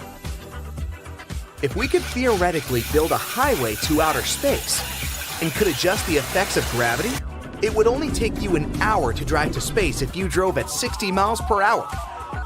Let's make this happen, Elon Musk. How heavy could a cloud be?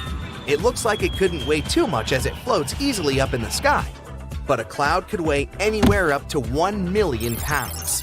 That massive cloud is able to float above you because the air's lighter up there and less dense than dry air below. You can see the same effect when observing oil floating on water. You think you yawn because you were bored or tired? Well, it's a myth. You yawn more often later in the day, but it's just your body helping you remain alert. Through inhaling cool air and stretching the muscles, it cools the flow to the brain. Researchers identified brain sizes in different species of animals based on their yawns. The larger the brain, the longer the yawn. So how long do you yawn? Playing video games regularly increases gray matter in the brain for all you gamers out there, which helps to boost brain connectivity through muscle control, memories, perception, and spatial navigation. An experiment at a New York medical center found that surgeons who played 3 hours of video games made 37% fewer mistakes and performed 27% faster than other non-gaming doctors. Have you ever wanted to be just a little bit taller? Well, get your space boots on. The human body can grow up to 3% taller when in space. While living on Earth, our spines are compressed by gravity. But in zero gravity, the decompression lets the spinal discs expand, allowing the spine to lengthen. Cows don't have full REM sleep while standing, but they can have a light nap. This is an evolutionary trait that helped their ancestors avoid predators. They stand idle during a power nap if they need to make a quick getaway. They do have full REM sleep, only by lying down. They only need 4 hours of sleep to fully energize for the next day. Women have more taste buds than men, and 35% of women are considered super tasters, and only 15% of men are. Not surprisingly, more women prefer pineapple on their pizza. Now, don't be triggered if you disagree. While sleeping, you're incapable of sneezing. This might seem impossible, especially when you have a cold. But while your body is resting, the nerves that help you sneeze are as well. While you sleep, the brain ignores any irritating sensations or tickling that would typically create the sneeze. Our calendar year once used to end in February. This is because it was the last month to be added to the calendar. A calendar year once only lasted 304 days, so there was plenty of room for more months. It was changed in the year 46 BCE to the calendar we know today by Julius Caesar. They previously followed the lunar calendar. Julius Caesar saw issues with this as it didn't match the seasons. He hired an astronomer who created a calendar based on the solar year.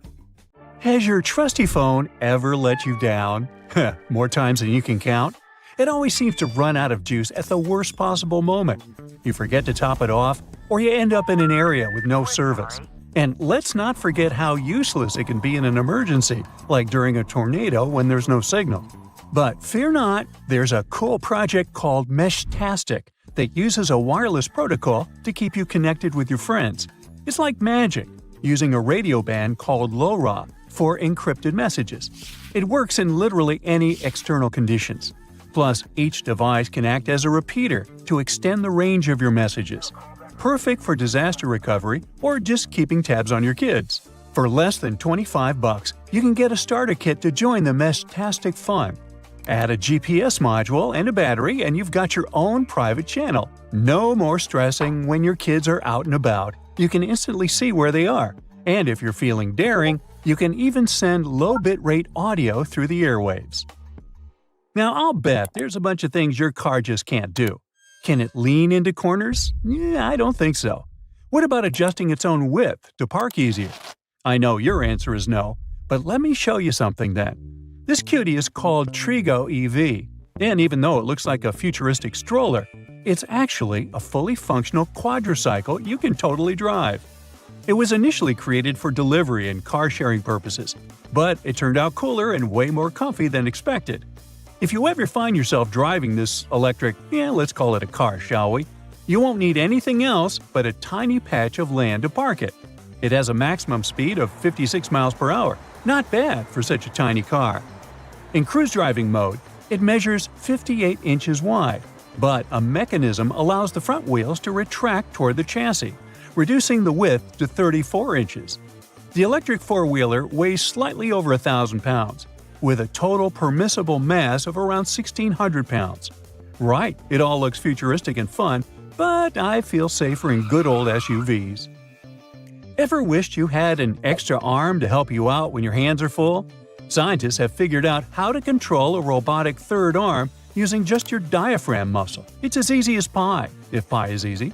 This awesome discovery was made in Switzerland as part of the super cool Third Arm Project. They had volunteers wearing exoskeleton arms and a sensor belt to track their diaphragm movements, all while navigating a virtual world in VR. After over 150 sessions with 61 volunteers, most people found it a breeze to control 3 arms at once. They could even multitask, chatting and looking around while using the third arm.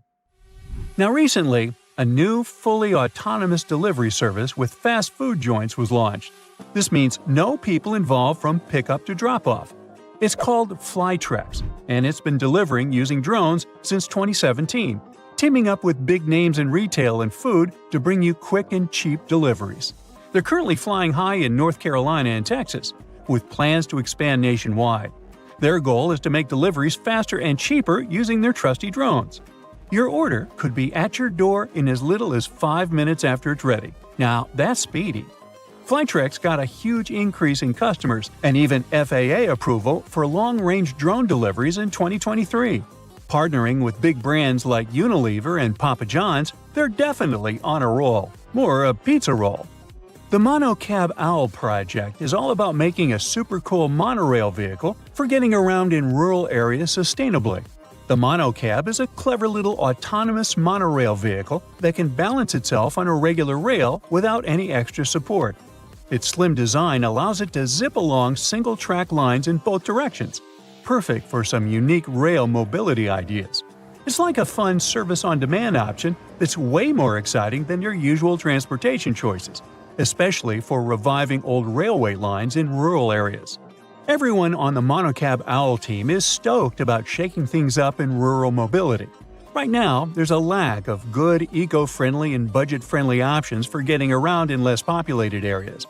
Reactivating old railway lines is a great start, but we need some fresh ideas to really make it work. That's where these small, self-driving rail vehicles come in. They bring together the best of rail travel with on-demand booking and a cool digital navigation system. Look here! Can you identify what this weird-looking object is?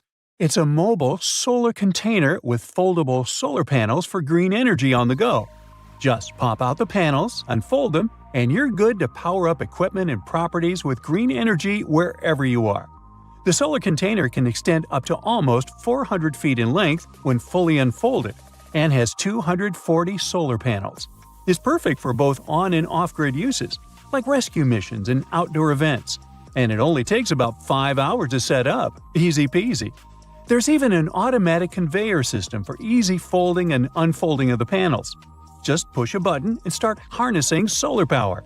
SolarKant, the Austrian company that invented it, estimates this mobile solar container can power around 32 households. Virtual meetings are all the rage nowadays. Remote chats are cool, but let's be real, they're no match for face-to-face meetings.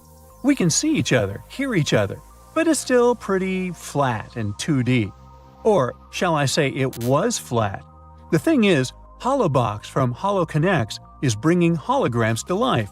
This super cool device lets you project a life-size hologram of yourself or anyone else inside a funky box.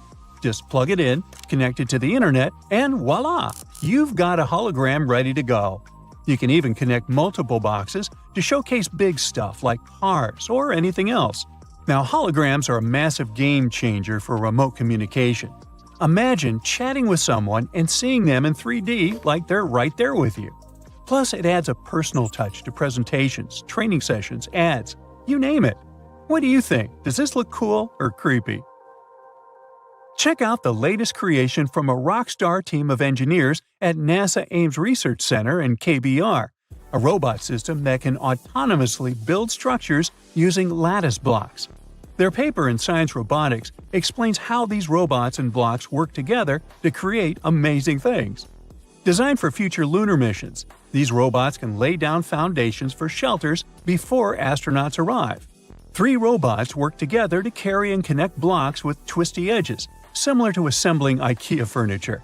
They have already built impressive structures, like a shelter made of 256 blocks in just over 4 days. Imagine what they could do on the moon. Experience the interactive pearl sculpture by Breakfast. No food implied, just the name of the company. It's placed on a huge cruise ship called the Icon of the Seas. The stunning creation imitates the ocean's vibes, with rolling waves and shooting stars, each tile placed in a neat Fibonacci sequence. Using real-time data from the Caribbean, this sculpture changes constantly to match the current weather and tides, bringing the ocean to life before your eyes. Yeah, this invention won't change your life, but it's meant to nurture your soul. Have you heard about the Seattle-based startup Jetoptera? They're developing innovative vertical takeoff and landing vehicles with bladeless propulsion systems, promising a future of quiet, safe, and fast urban flight. By 2050, 70% of the population will be living in cities, leading to crowded streets. But Jetoptera's fluidic propulsion system offers a solution, using air pressure technology for silent operation. Jetoptera is also working on a high-speed VTOL for the U.S. Air Force, with plans for passenger-carrying prototypes by 2026. Well, that's exciting. Now, it should come as no surprise that most things around us seem to have a hidden purpose. Hey, down at the aquarium, they have a hidden porpoise. But I digress. Now, please tell me in the comments if you like my joke or about how many of these 26 multi-porpoise thingamabobs you knew about before. It's cool either way. Let's go! Check the space button on your phone, tap and hold it, and see how it turns into a cursor. This way, you can navigate the text you've typed easily instead of trying to tap that very letter you wanted to change. If this feature doesn't work on your phone, consider upgrading your firmware. Hair conditioner is meant to make your hair soft, but it can also be used as a makeshift fabric softener. Use it for hand washing only. Your washing machine might dislike this trick. Use an old pillowcase to separate your delicate laundry from the rest of your clothes. Underwear, slips, stockings, you name it. Before laundry, make sure your stuff doesn't fall out into the washing machine by turning the pillowcase into a drawstring bag. Sew a hem into the opening of the case and feed a string through the hem, then pull it, and you're done. Then just toss the filled pillowcase into the washing machine. It will act as a wash bag, making your delicates last longer. If you have toothpaste based on baking soda, it will be helpful not only to make your breath fresher, but also to clean stuff around the house. Usable food containers tend to soak in food odors, but if you scrub them with such toothpaste, the smells will be gone before long. Also, try cleansing your kitchen sink with it too. It will return the shine. The big toe isn't just a thumb for your foot. It has its own name, hallux. Hey, Alex, how the hell are you doing, bud? This toe is the exact reason we can keep our balance when standing upright. Inserting bobby pins correctly is with the wavy side down, but that's if you use them on your hair. Alternatively, you can put one at the end of the toothpaste tube in your bathroom, and it doesn't matter which side in this case. The bobby pin will help you squeeze the toothpaste to the very last drop. Just slide it down the tube as you keep using it, and you might save a few days before putting toothpaste on your shopping list. If you paint a fence or walls in your house, paint dripping from the brush on the ground or floor would usually make you irritated. To avoid that, stretch a large rubber band across the opening of the paint can. After dipping the brush in the can, scrape the excess paint off with the help of the band. Now it won't leave a mess beneath your feet. Not only is baking soda good at fighting foul odors, salt does the job too. For example, if your sneakers start insulting your nose with their smell, sprinkle a pinch of salt inside and leave them overnight. Sodium chloride crystals eliminate bacteria and the odors they create. Don't forget to shake your sneakers out before putting them back on. You don't have to take a complete set of cutlery when going on a summer picnic with your friends or family. Some toothpicks and dental floss will be more than enough. Cut soft products like cheese or bread using the floss. It's strong enough to cut them into smooth and neat slices. Just make sure the floss is unflavored unless you fancy your cheese and bread with a hint of peppermint. Ooh. As for toothpicks, they can quickly act as forks, and it's more fun this way. When you're finished with a picnic, you can also use the floss and toothpicks for their direct purpose, of course. Candle wax can be a nuisance to remove from furniture when it hardens, but you can get it soft again by using a blow dryer and then remove the stain with a soft cloth. Or, for better effect, put a cloth or towel over the wax strip and turn the blow dryer on high heat. The blob will soften and soak into the cloth, after which you only need to wipe the surface clean. The little dots along the edges of bus windows are called frit. Now don't worry, it's nothing to fret about. The glass is fitted into a special rubber frame, and the frit is there to protect the sealant from UV rays. It's essentially a baked-in ceramic paint that makes the edges tougher. Those flaps on your laptop charger are there to protect your wire. You can wind the wire around these clips to keep it safe and neat.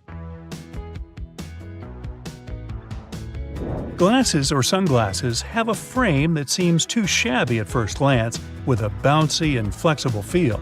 They're not broken though. On the contrary, it's the sign of a good product, so grab those if you have a choice.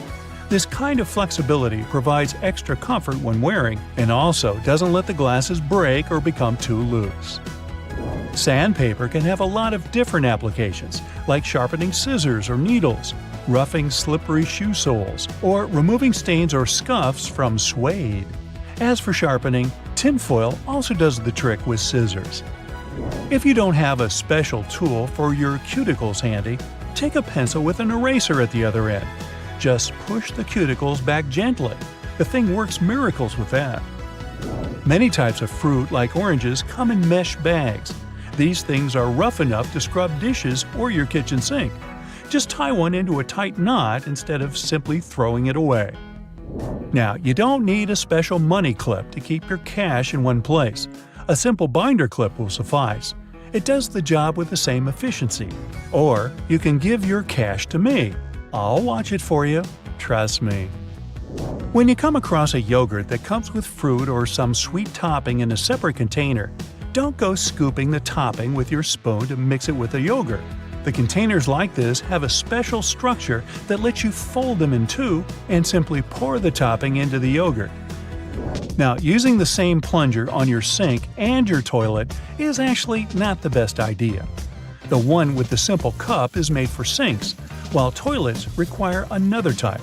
It also has a cup, but an additional flap folds out from inside it. The flap perfectly fits the toilet drain opening, creating enough suction to get rid of the clog. That's what we're calling it? Okay. Fix a broken bracelet until you get it repaired using a paper clip. Latch both ends of the brake into the paper clip and twist it hard to fasten it on your wrist or ankle. If the cup of a drink you just bought has a lid and you'd like to sip it without hurry, you can take the lid off and use it as a coaster. Mess-free and neat. Packing up your jewelry for a trip or just sorting it neatly in the jewelry box, use buttons you don't need as earring holders. Put the earring pins through the holes in the button, up to 2 pairs, and lock them like you would on your ears. Clear discs that are said to stabilize your earrings and make them look better on your ears aren't actually to be worn. Their real purpose is to hold the earrings in place while they're in the package. Old tissue boxes can be used to store some other stuff when the tissues are gone. For example, you can put a bundle of plastic bags in there and get them out one by one like you would tissues. There's often a serrated opening at the point where the blades and handles of kitchen shears meet. It can be used to strip various herbs like thyme, chives, or rosemary of their leaves in a single motion instead of plucking them with your own hands. And that little hole next to the camera on your iPhone isn't a flash, it's a microphone. One of 3, in fact. They're meant to pick up every sound regardless of how you hold your phone. And this particular one also helps with voice recognition. Ooh, hello? Do you recognize my voice? Do I sound like myself? Hey, is this thing working? You're flying through space, dodging stars and black holes. Your speed is so great that you can get from one galaxy to another in just a few minutes. Sound far-fetched? Well, all this can become a reality because NASA has already tested the technology that might allow us to travel faster than the speed of light. Let's look at the space fleet people have now. To fly into space, we use conventional rockets carrying tons of fuel and oxygen. These two substances get mixed and ignited. Fire bursts out of the rockets. The exhaust gases move downward, and the rockets move upward, as if pushing off of them. That's how jet propulsion works. This way, we can make the rocket move at almost 5 miles per second. At that speed, you could cross the United States from coast to coast in a mere 8.5 minutes. But if we talk about space, that's very slow. A trip to a neighboring planet, like Mars, takes about 7 months, and a trip to the edge of the solar system would take about 35 years. That's how long it took the Voyager space probe, launched in 1977, to get there. But we want to travel between stars and galaxies, and the nearest star, Proxima Centauri, is 4.2 light-years away from our home. That would take about 73,000 years to get there. That's longer than intelligent human civilization has even existed. And if you wanted to travel across the whole Milky Way galaxy, which is 100,000 light-years wide, it would take you about 1.7 trillion years. By comparison, the entire universe is 14 billion years old. People just travel too slowly. But even at the speed of light, it would still take 4.2 years to travel to the nearest star. And you'd spend 2.5 million years to get to the nearby Andromeda galaxy. But we can't accelerate like this. That's because the laws of physics say that an object with mass can't travel at the speed of light. A photon of light has an infinitely small weight. But if you want to accelerate even a tiny grain of sand to that speed, you'd need an infinite amount of energy. Maybe even more than the entire universe has. But scientists might have found a way around the laws of physics. To create thrust, you need to push off of something. Ships need water. Planes push off of the air. Rockets use the fuel they burn. But this thing, the M drive, works in a different way. A powerful magnetron, like the one in your microwave, sends waves into this cone. It's a resonator. It makes the waves inside bounce off of one of the walls and hit the others. As a result, we have a weak force at the narrow end of the cone and a strong force at the wide end. And if we analyze this powerful force, we'll see that it is directed toward the wide end of the cone. So, the thrust will be in the opposite direction. Now, let's make this model much, much larger and put the M drive on a spaceship. The narrow end of the cone faces up. The wide end is turned downward. The magnetron starts to work. The resonator creates thrust, and the rocket takes off. It makes no noise and doesn't emit any harmful gases at all. This mechanism can accelerate the rocket much faster than we do with tons of fuel. In theory, we could even reach the speed of light. Sounds great, but in reality, it isn't. Although the inventor of this device tried to prove the M drive works, no independent experiment around the world has shown positive results. NASA sponsored the construction of such a machine in a laboratory, but it didn't create any thrust during the research. Another option that would allow us to travel much faster than the speed of light is the Alcubierre bubble. A Mexican scientist has figured out a way to use the general theory of relativity without breaking the laws of physics. Let's say we have a spaceship on a space-time blanket, and it needs to make a trip to the other end of the blanket. Instead of just moving from point A to point B hundreds of thousands of light years away, the ship starts pulling the blanket toward itself. As the spacecraft folds the blanket, point B moves toward it. Now the ship needs to travel a much shorter distance to point B.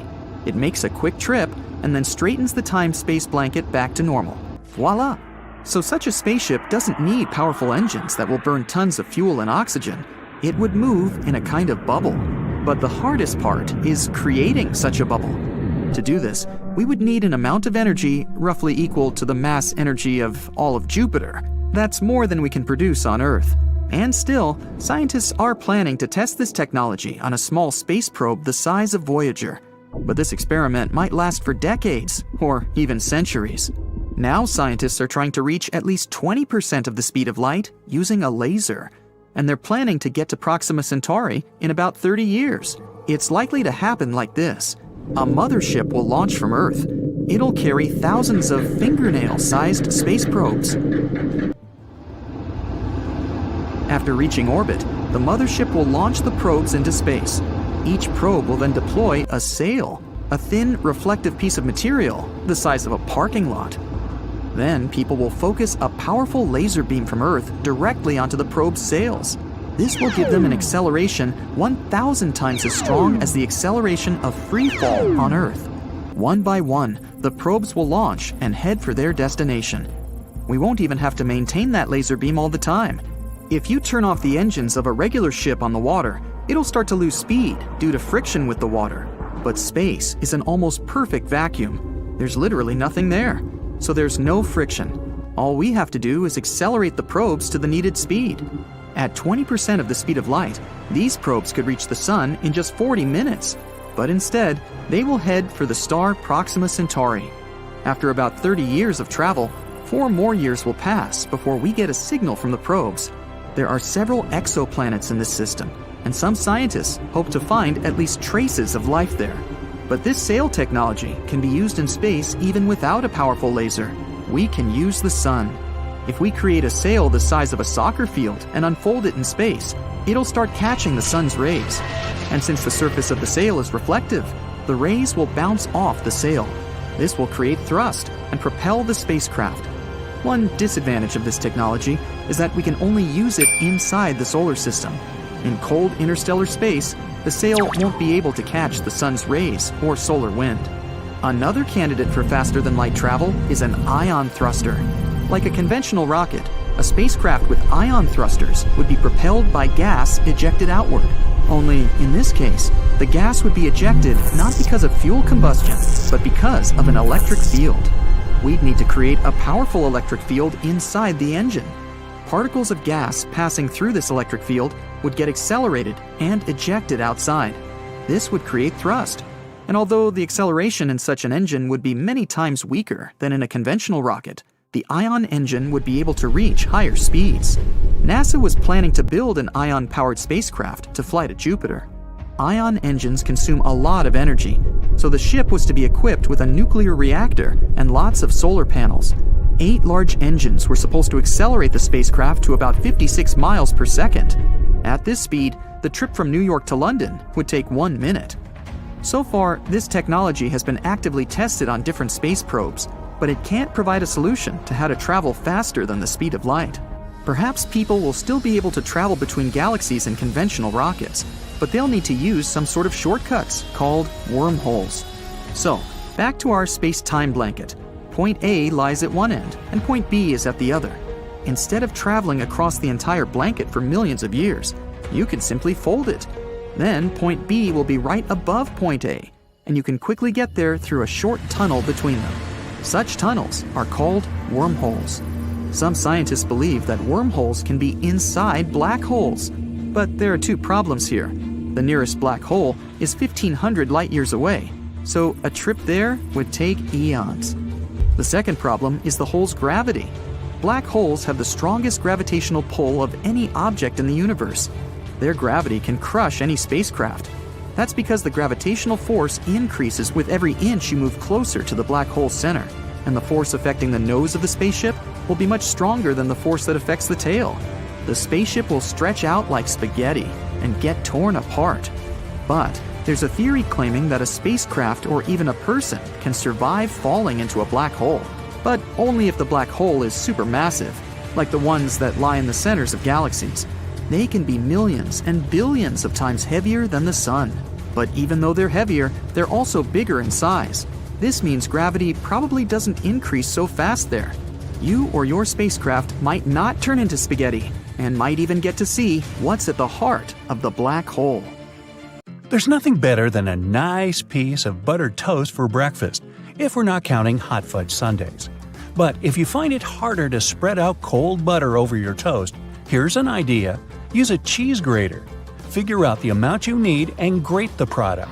The process will also soften the butter, making it easier to spread, and you won't have to melt a too large amount of it in the process. But still, that hot fudge. Dried pasta comes in all sorts of different shapes and sizes for a reason.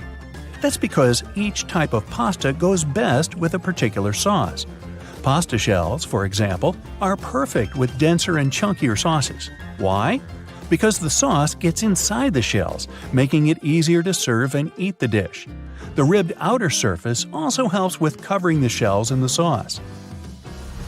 If you ever end up burning your cookies, you can save them with your trusty grater too. Just grate off the blackened parts after carefully taking the cookies from the baking tray. But be careful and wait until the cookies have cooled down. Also, if you ruin their shape a bit, you can always dip them in some melted chocolate. Ooh. After the chocolate cools down, you'll have perfectly shaped cookies. Although, after it gets past your lips and beyond, does the shape of the cookie actually matter? Just saying. If you like adding a lot of ingredients to your sandwiches, but don't really appreciate it when the bread gets soggy, there is a way to reduce the amount of moisture. Pick your sliced tomatoes or cucumbers and place them between 2 paper towels for up to 5 minutes. After that, you can use them. Also, make sure to spread butter, cheese, or sauces like mayo or ketchup onto the bread first. This will help you seal the bread and keep moisture at bay. Some people think that the little white string that you find near an egg yolk needs to be removed before you cook the egg. Well, I'm here to tell you that these strands are called chalaza, and you don't actually need to get rid of them. They help keep the yolk in place at the egg's center. A chalaza is not going to mess up the consistency or the taste of your food, so removing it is completely up to you. Ever notice that most juice boxes come with 2 flaps, one on each side? Those are actually handles. Manufacturers design the boxes this way to make it easier for us to hold them. This way, we don't end up squeezing the box, making the juice spill out. Now, you don't need to be a baking pro to know that you can use both white and brown sugar in your recipes. But have you ever wondered what the difference between these two is? It turns out that the only thing that sets them apart is that, during production, a small amount of molasses is added to the brown sugar. Molasses is basically a sort of syrup you get when processing sugarcane. It's usually removed during the refining process. That's how white sugar is produced. But if some amount of molasses remains in the final product, we end up with brown sugar, with its specific taste and darker hue. It's a good thing. There are a lot of things you can put in your dishwasher apart from your dishes. For example, you can clean such things as your silicone oven mitts or the knobs of some kitchen appliances, like your oven or stove. Some kitchen sponges and reusable towels may be safe to clean in the dishwasher as well. Speaking of kitchen cleaning products, there are a lot of things you can do with dish soap, like degriming your patio furniture. Just add a bit of dish detergent to some warm water and use the solution to wipe down your outdoor furniture with a piece of cloth. Finally, rinse it clean using your garden hose.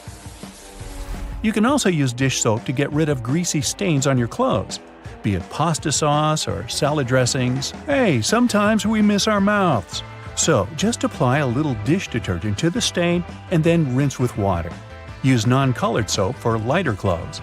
For more difficult stains, let the dish soap sink in for a bit, then throw the piece of clothing in the washer as usual. And think about maybe getting a bib. If none of the methods have helped you organize your closet, and you're still overwhelmed with large piles of clothes, there's a simple way that might be effective. It's called the one-in, one-out rule. That means for every new piece of clothing you buy, you need to get rid of one you already have. That means you'll always be decluttering your space. To make it easier to find something in your closet, good luck. Keep your most used items at eye level. This way they'll be easier to find and pull out when you're in a hurry. Those items that you tend to use less often, like your evening clothes for example, can stay on the shelves above or below your eye level. You can make good use of old spice tins. If you glue some powerful magnets to the inside of the tins, they can double as magnetic shelves. You can use them for all sorts of everyday items, like kitchen pliers, ice cream scoops, or even cutlery. You can also place them on any metallic surface, like your refrigerator door. They'll blend in nicely with your kitchen magnets. Hidden in your laundry room, there's a great tool for picking up pet hair. It sometimes works better than lint rollers. Take a dryer sheet and, using some elbow grease, you'll get rid of that dog or cat hair in no time. It works on all sorts of surfaces, but it's especially effective for upholstered furniture. Now, if you don't like it when a door starts squeaking whenever you enter a room, get a bar of soap and rub it straight on the hinges. This will only help for a while though, but it'll do the trick until you manage to get to a hardware store and, buy some oil. Have you ever noticed that in some elevators, there's a star next to the number of a specific floor? No, it's not to indicate where my office is. It's there to point out where the nearest exit is. And it's not always on the first floor. It's most likely located on the floor closest to the street. Have you ever wondered why stop signs are red? Well, back in the day, they didn't actually have any particular color at all. Before the 1920s, they didn't even have a standardized shade. In 1922, though, someone came up with the octagon, but initially it was painted yellow, all because the red coloring tended to fade out too quickly because of sun exposure. So yellow turned out to be the best option. It took another 30 years for fade-resistant enamel paint to be invented. We ended up changing the color of the stop sign back to red. After all, it's still the best color if you want something to be easily noticeable. Do you know there's a type of rose that can grow taller than people? According to the Guinness Book of World Records, the tallest rose bush ever found grew in Vienna, Austria. it was a staggering 28.5 feet tall. Yes, it arose to a great height. In the same way we all have unique patterns on our fingerprints, no two tigers have the same set of stripes. It makes it easier for people working with this feline species to distinguish one tiger from another. I'll bet you didn't know the White House has its own flower shop hidden in the basement of the building. It's supposed to provide flower arrangements for all sorts of events that take place there. It's probably no surprise that pizza has become an American staple dish despite its Italian origin. People in the US love it so much that they buy 350 slices of pizza every second in the States. Man, I'm not getting my fair share. To manage the huge demand for this delicious dish, around 17% of all restaurants in the US are pizzerias. Finally, there's a way to make lemon juice without the seeds getting into your beverage. Try cutting the fruit in two and squeezing it with a pair of kitchen tongs. The pointed end of the lemon should be facing down. The juice will flow down, but the seeds will remain inside the lemon. Ooh, lemonade. It goes well with pizza. If you ever find yourself stuck in the trunk of your car, stay calm. All cars are supposed to be equipped with an emergency latch to help open the trunk from the inside in the unlikely case it happens. These latches are so well thought out that they can be opened by people of all ages. More so, handles are designed to glow in the dark, too. You can even pull them with the mouth if there's not enough wiggle room to use your hands. Never mind how you ended up in the trunk in the first place. Moving on. If you're ever working with needle and thread, remember you don't need to stick the needle directly into the spool. You may end up losing the needle altogether. Not to mention you can easily hurt your fingers. A lot of modern sewing kits these days come with a designated place for safeguarding the needles. It's located at the bottom part of the thread spool. You'll just need to pull it out. It's even made to hold multiple sewing needles at a time. Disposable ballpoint pens come with a little secret of their own. Did you ever notice that in some of them there's a small hole in the plastic part? It's actually a rudimentary ventilation system. It's supposed to let the ink easily make it to the tip of the pen. Okay, I know it's in the name, but you really don't need to shake the seasoning shaker to get any product out. Don't believe me? Hey, you're not the only one. Go grab your favorite seasoning bottle out of your pantry. If it has one of those removable plastic caps, it's perfect for the experiment. Instead of shaking the bottle, try holding it from the plastic cap while it's upside down. Now gently twist the bottle from side to side and, before you know it, you get some gorgeously flowing seasoning without having to wiggle the shaker and make a mess all over the stove. On the same note, most salt and pepper shakers should have ridges on the bottom of the glass portion. In case you get any seasoning stuck in there, place the bottom of the salt shaker against the bottom of the pepper shaker and wiggle it around so the ridges click with each other. The seasoning should easily pour out now without you having to open the bottle. In colder weather, you often have so many clothing layers on you that you can hardly feel the purse or back straps on your shoulder anymore. Not to mention how fast they can slide off. Some jackets come with a built-in solution for that, in the form of a small tab on the shoulder with either a hook or a button. It's meant to be opened and closed comfortably so you can keep your purse in place at any time. You're most likely using it merely to peel the skin of potatoes, carrots, or cucumbers. But you can use your vegetable peeler for chopping fine strips of onion as well. Just cut the onion into quarters vertically and then start slicing. This might also help out with those embarrassing onion tears. Most people miss this one, but should you ever have a closer look at your toothpaste tube, you will surely see some sort of coloring there, either a dot or a block. Colors can vary. They can be black, green, red, or even blue. These color spots are actually meant to help the assembly machines back at the toothpaste factory. They recognize when and where these machines need to cut the toothpaste tubes and proceed to fold them for packaging. For most types of footwear, if there's anything that seems a bit out of place, always know that it's there for a reason. Most manufacturers don't put extra items on shoes just for fun. It would definitely be a waste of time and resources. For footwear like boots, for example, there's often a small loop at the top back of the shoe. It's there to help you when you need to put the shoe on, since you can quickly pull on it. Plus, you can also hang the shoes somewhere, most likely to dry, since most boots are meant to be worn in the colder weather. Now, I've been guilty at least once of overdressing with a bunch of layers just so I won't need to jam everything in my check-in bag. But does it become a problem when you actually have to get seated? What do you do with your coat or your jacket? Well, have a closer look next time you board a plane on the seat in front of you. The hook that keeps the tray table upright can double as a jacket hook. As long as you don't need to have any meals while in the air, you're good to go. Now, most mascaras expire within 3 to 6 months, I'm told, depending on the manufacturer. But you can help speed up that process if you're not careful enough. Continuously pumping the mascara wand, trying to mix in the product actually pushes more air into the tube. This can make it dry much faster, and you evidently won't get the desired results with it anymore. There's an easy way to check if your mascara is still good enough to use.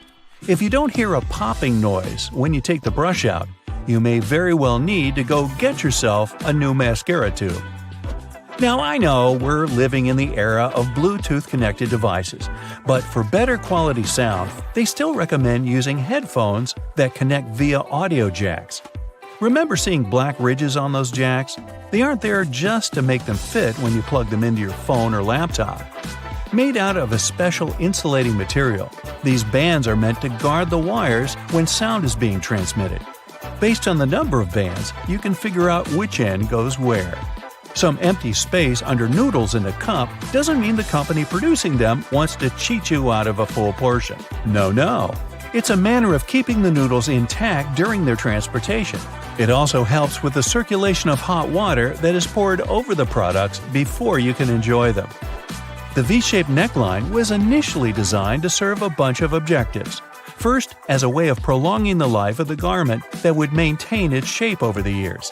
It's also there to fit your head through the shirt in case it needs some stretching. This way, it ensures a snugger grip around the neck. Lastly, it helps absorb sweat in case you're wearing the shirt while exercising. Now, it's not necessarily a custom anymore, but you may have stumbled upon a dinner jacket with an additional mysterious pocket on the right side. Turns out, this pocket was used by men to easily reach their train tickets, since most of them had to travel to work every day. It helped them keep their jacket buttoned up, but also benefited from the use of a pocket. Now it's only added as a decoration, and it doesn't serve an actual purpose anymore. Speaking of things we don't use these days, or at least for their initial purpose, did you know Play-Doh was originally a cleaning product? In the 1920s, the market was in need of a product that could help them wipe the wallpapered areas around coal-burning furnaces. The recipe for what we now know as Play-Doh was thus invented. It was manufactured in white only, and was supposed to clean wallpaper by being rolled back and forth over the dirt. It was only later, in the 1940s, that new products for cleaning wallpaper were brought up, and Play-Doh was redirected toward another area of the market. Now, while I enjoy a nice piece of toast for breakfast, isn't it pesky to have to clean out the toaster? Well, not anymore, since I recently found out that toasters have a slide or a panel at the bottom that helps get rid of all those annoying breadcrumbs easily. Now, there used to be a time when you could only have access to video games by inserting cartridges in your console of choice. These tiny objects gave many doctors a lot of headaches. People soon started popping up in hospitals after swallowing small game cartridges, especially the younger generation. Nintendo, the company that manufactures the majority of these devices, had to come up with a creative solution to prevent these accidents. So these days, Nintendo Switch cartridges are purposely coated with specific chemicals that can leave a really bad, bitter taste in the mouth. Not that I'd, recommend you ever try and taste for yourself. Various types of cheese have holes for a reason. For example, Swiss cheese is made with special bacteria that produce carbon dioxide. As the CO2 is emitted, it blows like bubblegum, leaving tiny craters, also known as cheese eyes. Then the cheese is cooled down, but the holes stay in place. Over 40 billion Oreos are made every single year. It's the world's most popular manufactured cookie. The geometric design stamped onto these cookies has the Nabisco logo, the symbol of European quality, surrounding the word Oreo. William Tournier created the chocolate cookie design we see today back in 1952. If you use reusable bottles, you probably know that sometimes they smell. Even if you only use it for regular water, it still smells. But it's not the water that smells, it's the microorganisms in it. If you drink water from a bottle, the particles of your saliva and sweat stay in there. Those bacteria start to build up in the bottle, causing the smell. So, if you choose reusable bottles, make sure to wash them every day to prevent those bacteria from building up. After washing, let it dry completely before using it again.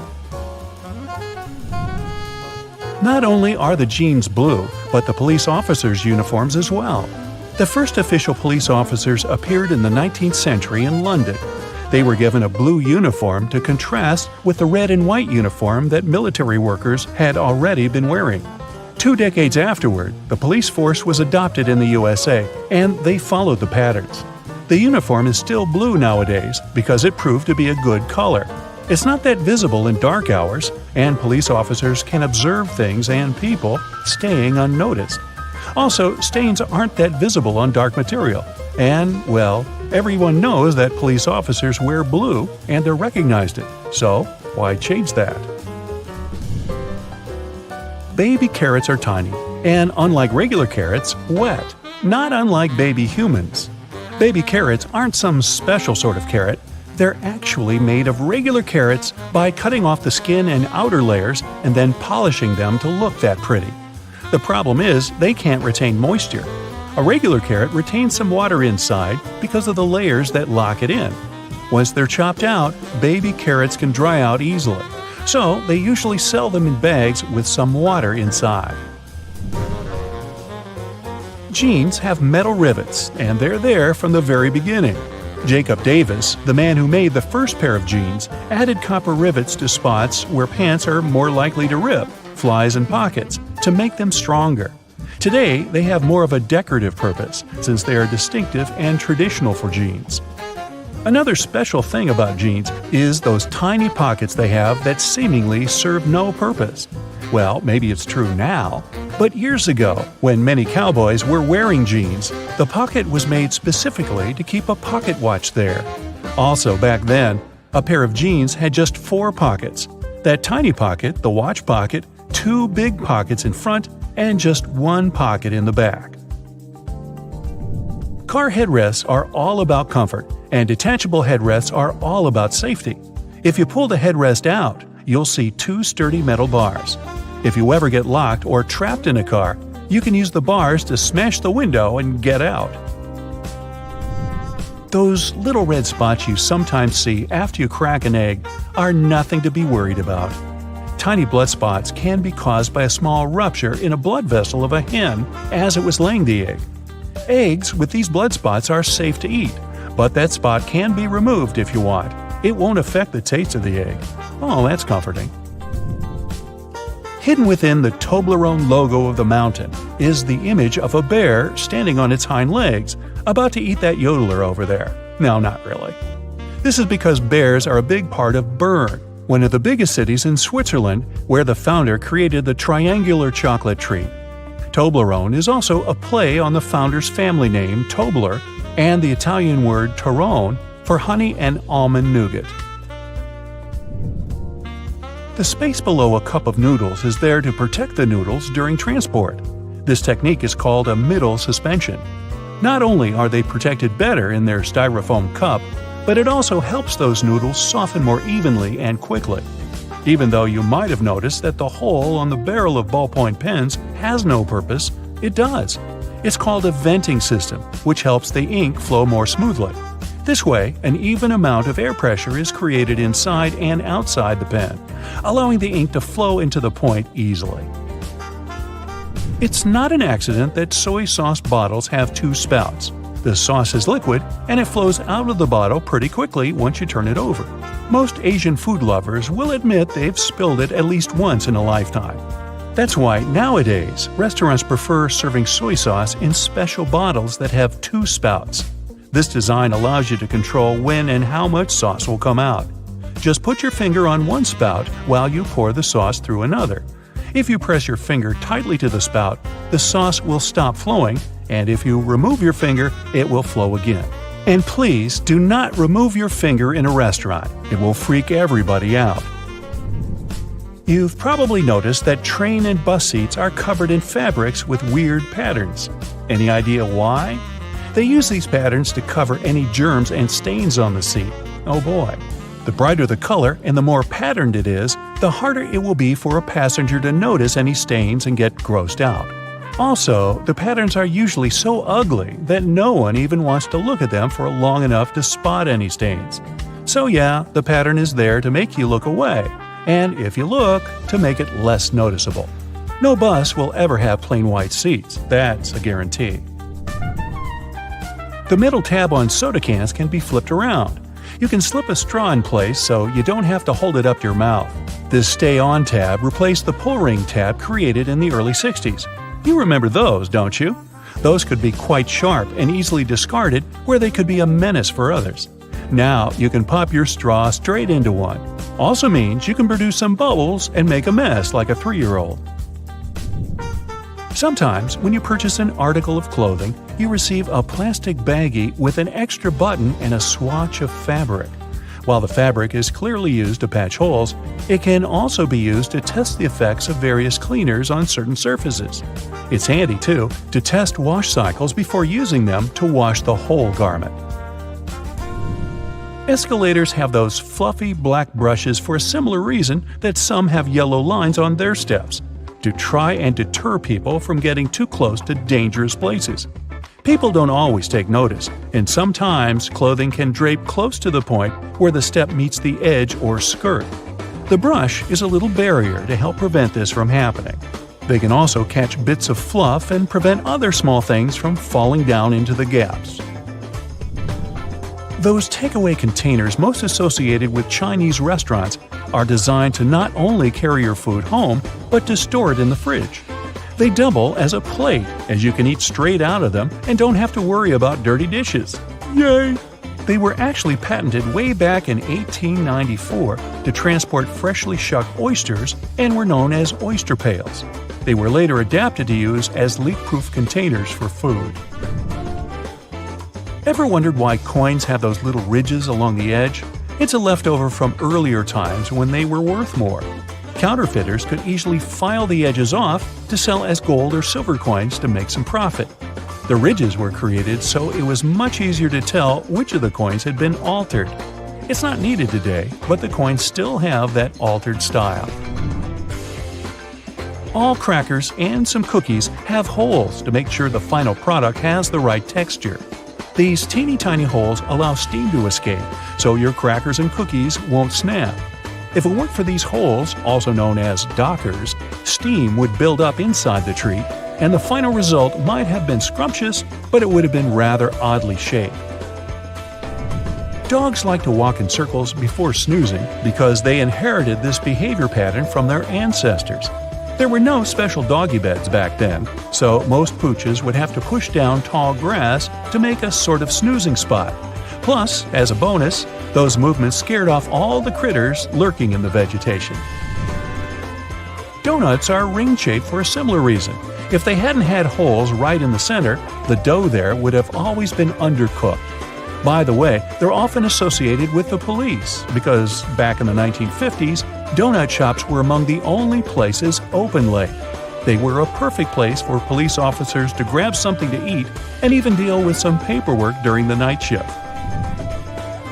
Your jeans are blue on the outside and white on the inside because of a smart way to weave the fabric. The warp thread is dyed, while the weft thread has no color. It's just white. This way, manufacturers reduce the amount of dye needed for each piece of clothing. And they're still dyeing to make the jeans. Have you ever wondered what these extra holes at the top of your running shoes are for? They're designed so that you can tie the shoes in multiple different ways. That's useful when you want to compensate for things, such as a bad stride or even a damaged toe. Plus, you can change the look of your shoes the way you prefer. Many people use a dust jacket of their book as a bookmarker. No problem with that, it will save your book from bent page corners. But the primary purpose of a dust cover is to keep the book safe from distortions.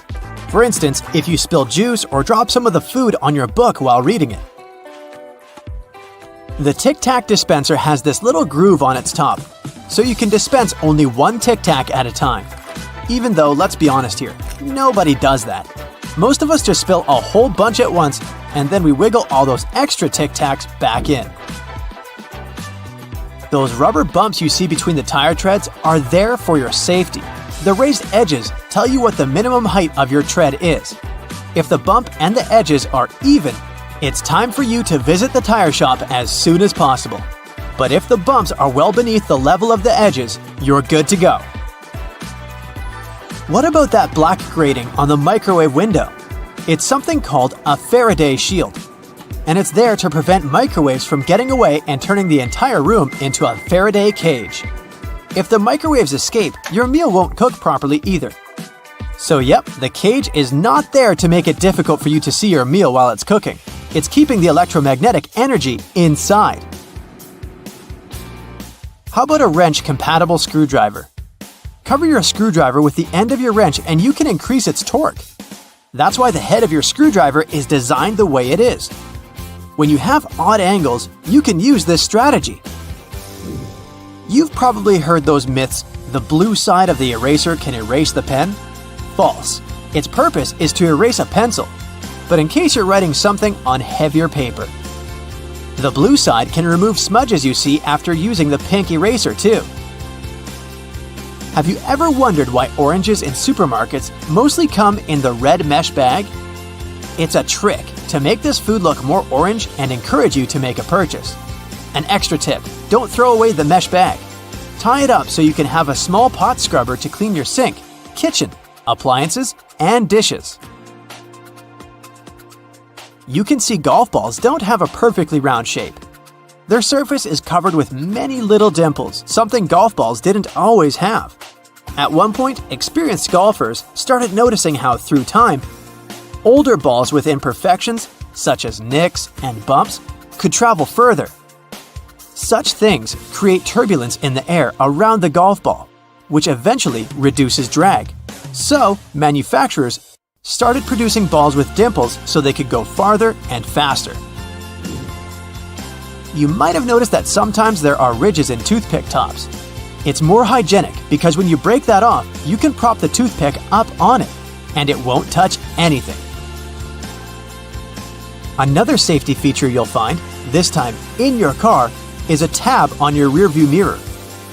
With it, you can change the position of the mirror, so you don't get blinded if there's a car behind you with its high beams on. So this little tab helps you control the glare of lights coming from behind.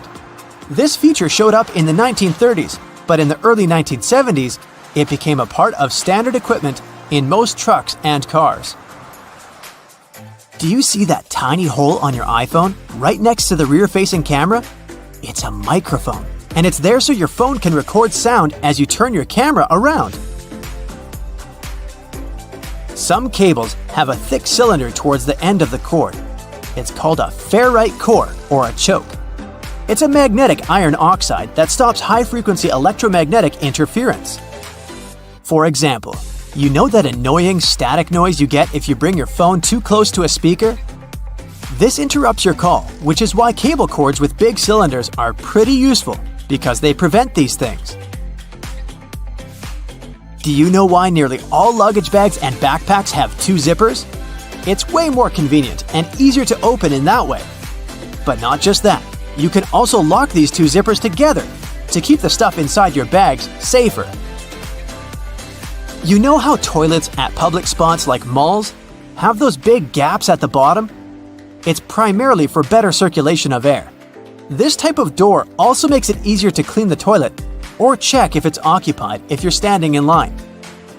Other than that, if you get stuck there and the lock gets broken, you still have a way to escape. You can just crawl out.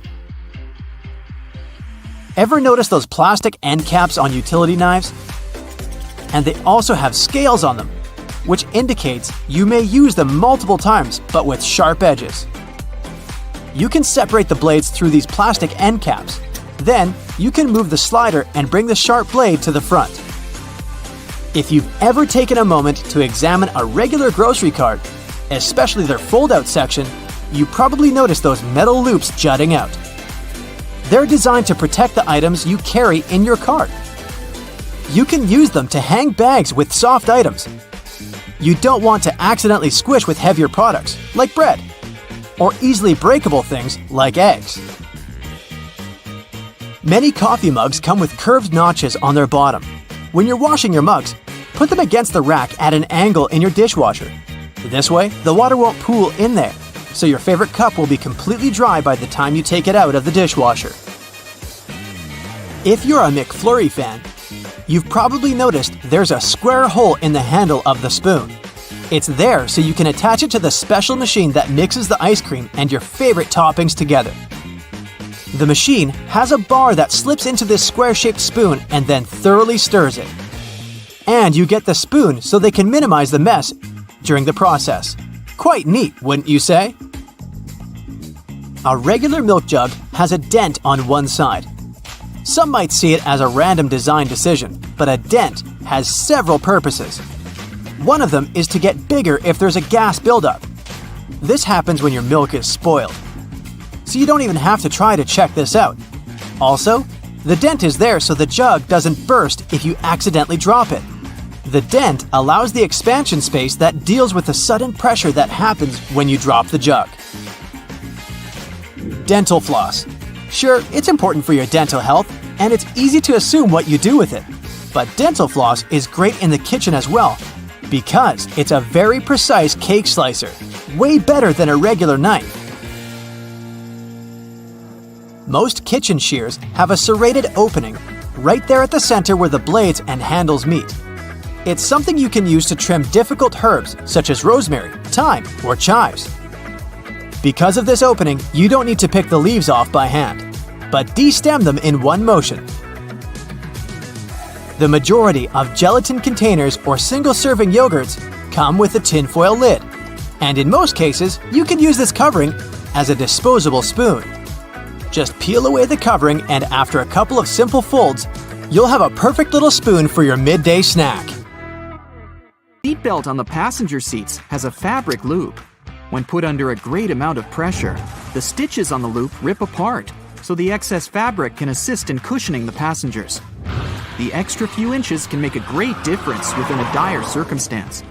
However, there isn't one on the driver's side. As the driver is so close to the steering wheel, it's safer for them not to have one. Seatbelts were originally invented in the mid-19th century, though this technology wasn't brought into common practice until the 1960s. Pre-collision sensory technology has assisted with developing the safety of seatbelts and other features to the next level. Effectively predicting a car's collision, the technology directs the seatbelts to automatically tighten, aligning the airbags and ensuring the brakes will be preloaded to reduce shock. Every year, 6 million car accidents occur, which explains why all cars still must continue to develop safety features, not only to alleviate accidents, but to protect people more effectively within their cars. The materials that make up the body of cars only started getting replaced within the last 25 years, ranging from aluminum and magnesium alloys to carbon fiber composites. These lighter materials not only enable a more fuel-efficient journey, but they also ensure that when a car is in an accident, its build provides a crumple zone. As a car hits another object, the crumple zone absorbs energy from the collision. Although this would appear to cause more damage to the car, it helps prevent impact on the passengers. Front and rear bumpers are very underrated, and due to their long history of being used in cars, you can't imagine a time we didn't use them. They were invented in the late 1800s. The bumpers evolved over the years to the point we don't even realize we have them. But they're there, quietly waiting under the outer covers, consisting of compressible foam or plastic around a rigid reinforced bar. All the windows of your car are made of glass, but the windshield is made of a shatterproof version. It's laminated, so whatever might hit it, you can be sure there won't be any shards of glass falling into the front seats. Normal glass was used up until the 1950s. As vehicles became more prominent, they made modifications to ensure safety. Airbags seem like another common feature that has always been there. In fact, they were originally invented in 1968 and were ahead of their time. They slowly gained popularity, and through safety precautions for cars, they eventually became mandatory for all cars to have, only in 1998. They have since developed from just being an airbag within the steering wheel. Today, depending on the vehicle, they can be located throughout the car, ensuring all potential passengers will be protected. Crash sensors connected to an onboard computer detect when a collision occurs and trigger the bags, inflating within milliseconds and providing a cushioned safety within a blink of an eye. It can be difficult to predict the weather, and even more so to determine traction on the road. In the late 1960s, anti-lock braking systems, ABS, were implemented in vehicles. Before that, they had been used in many aircraft, with designs going as far back as 1908. They soon became a necessity for all vehicles, ensuring traction is maintained on slippery surfaces and that there is complete control when braking. Today, ABS has advanced so much that the latest variations ensure further detection when there are strong crosswinds. Cruise control, initially invented in 1948, has been in constant development over many decades. Today, adaptive cruise control ensures that when the car is cruising at a constant speed and detects a slower car ahead, it will then adjust the speed to match the car in front. Other advanced variants may also ensure the car will make a complete stop once identifying that the car in front has done the same. It's easy to forget to have your high beams on when driving on the long and lonesome road for many hours. Automatic high beams are quickly becoming more common. High-tech camera modules can easily determine what type of light is passing through and help ensure when the high beam will be necessary. Although versions of automatic high beams have been around since the 1950s, they counted on light-sensitive sensors and were very unreliable. The new varieties can identify the sources of light, whether it's from the sun, directly from a car's light, or even from the reflection on a sign, ensuring you won't cause issues with other drivers. It's a pain in the neck to have to ensure there isn't anyone creeping into that semi-visible corner, the blind spot, which causes around 400,000 accidents per year. Solar sensors within rear bumpers of vehicles and blind spot monitoring systems watch and identify adjacent lanes. They alert the driver that a vehicle may be in the lane beside them, whether by flashing lights on the dash or from beeping sounds. This way, they help to alleviate the many concerns the blind spot causes. 1.6 million road accidents are caused by texting and driving, and fatigue normally causes up to 10% of all car accidents per year. The driver attention monitor helps to alleviate both statistics. It works through sensors that monitor the car's movements and the amount of steering corrections to ensure the driver is paying attention to the road. When the system identifies that the driver isn't completely awake or is slightly distracted with their phone, it will prompt signals to suggest it's time for a break. Tires are among the most critical components for your car, with a close relationship with whatever path you take. Many safety features rely on the tires themselves for their own independent purposes. That's why it's super important to ensure the tires are always in top condition. Tire pressure monitoring systems check the air pressure of all 4 tires, ensuring you're aware when they need their pressure increased to avoid the risk of a blowout. The constant evolution in technologies continues to ensure you stay safe on longer stretches of the road. Lane departure warnings focus on the lines on the road, ensuring the car stays within. Whenever a car starts drifting over a line in the road without signaling to do so, the camera-based feature identifies and signals to the driver. The lane keeping assist feature follows the same method of identifying when the car is intruding the bordering lane. When it gets too close, it will readjust the steering and center the car within its appropriate lane. Other features in more advanced cars have autonomous driving capabilities. The autopilot systems have taken cruise control to the next level. Not only does it allow the vehicle to steer itself in the intended lane while maintaining a set speed, but it also changes lanes when required. making the ride more and more efficient. Some safety features are only just making a trend in car models worldwide. For example, night vision, using thermographic cameras to look out for pedestrians and animals nearby. It goes within the infotainment screen, facing frontwards and identifying objects from their heat signatures. It's estimated that there are over 1.4 billion cars in use worldwide, and as the world's population increases, it's expected that the number of cars will follow suit. Safety features will continue to adapt further beyond what we know of today. Infrared headlights will be further adapted to be used in conditions with poor visibility, like storms, snow, and fog. They'll be capable of enhancing the visibility of the driver in all conditions without affecting the sight of passing drivers. Driver override systems will soon be able to monitor and identify human behavior. Whether due to reckless conduct on the road or for other safety precautions, cars will soon have the functionality to take complete control of themselves, ensuring both the passengers and the driver's safety. Augmented reality windshields are in early development already, providing some indicator reflections from the dash onto the windshield. So it's quite possible that soon all necessary directions from maps and alerts will appear right in front of the driver to ensure they never take their eyes off the road. Airbags will soon not only just be used within a car to ensure the passenger's safety, they will also activate from the outside of the car once they identify a definitive collision. The airbags will inflate outwards, covering the entire outside of the car and drastically reducing its impact. It may be so advanced that the bodywork of the car won't even need to be buffed out.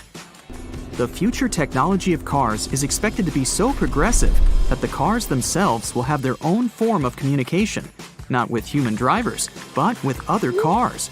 Just imagine cars communicating and sharing information as they identify roadblocks, issues on the road, or disruptive weather patterns. It will all ensure the most efficient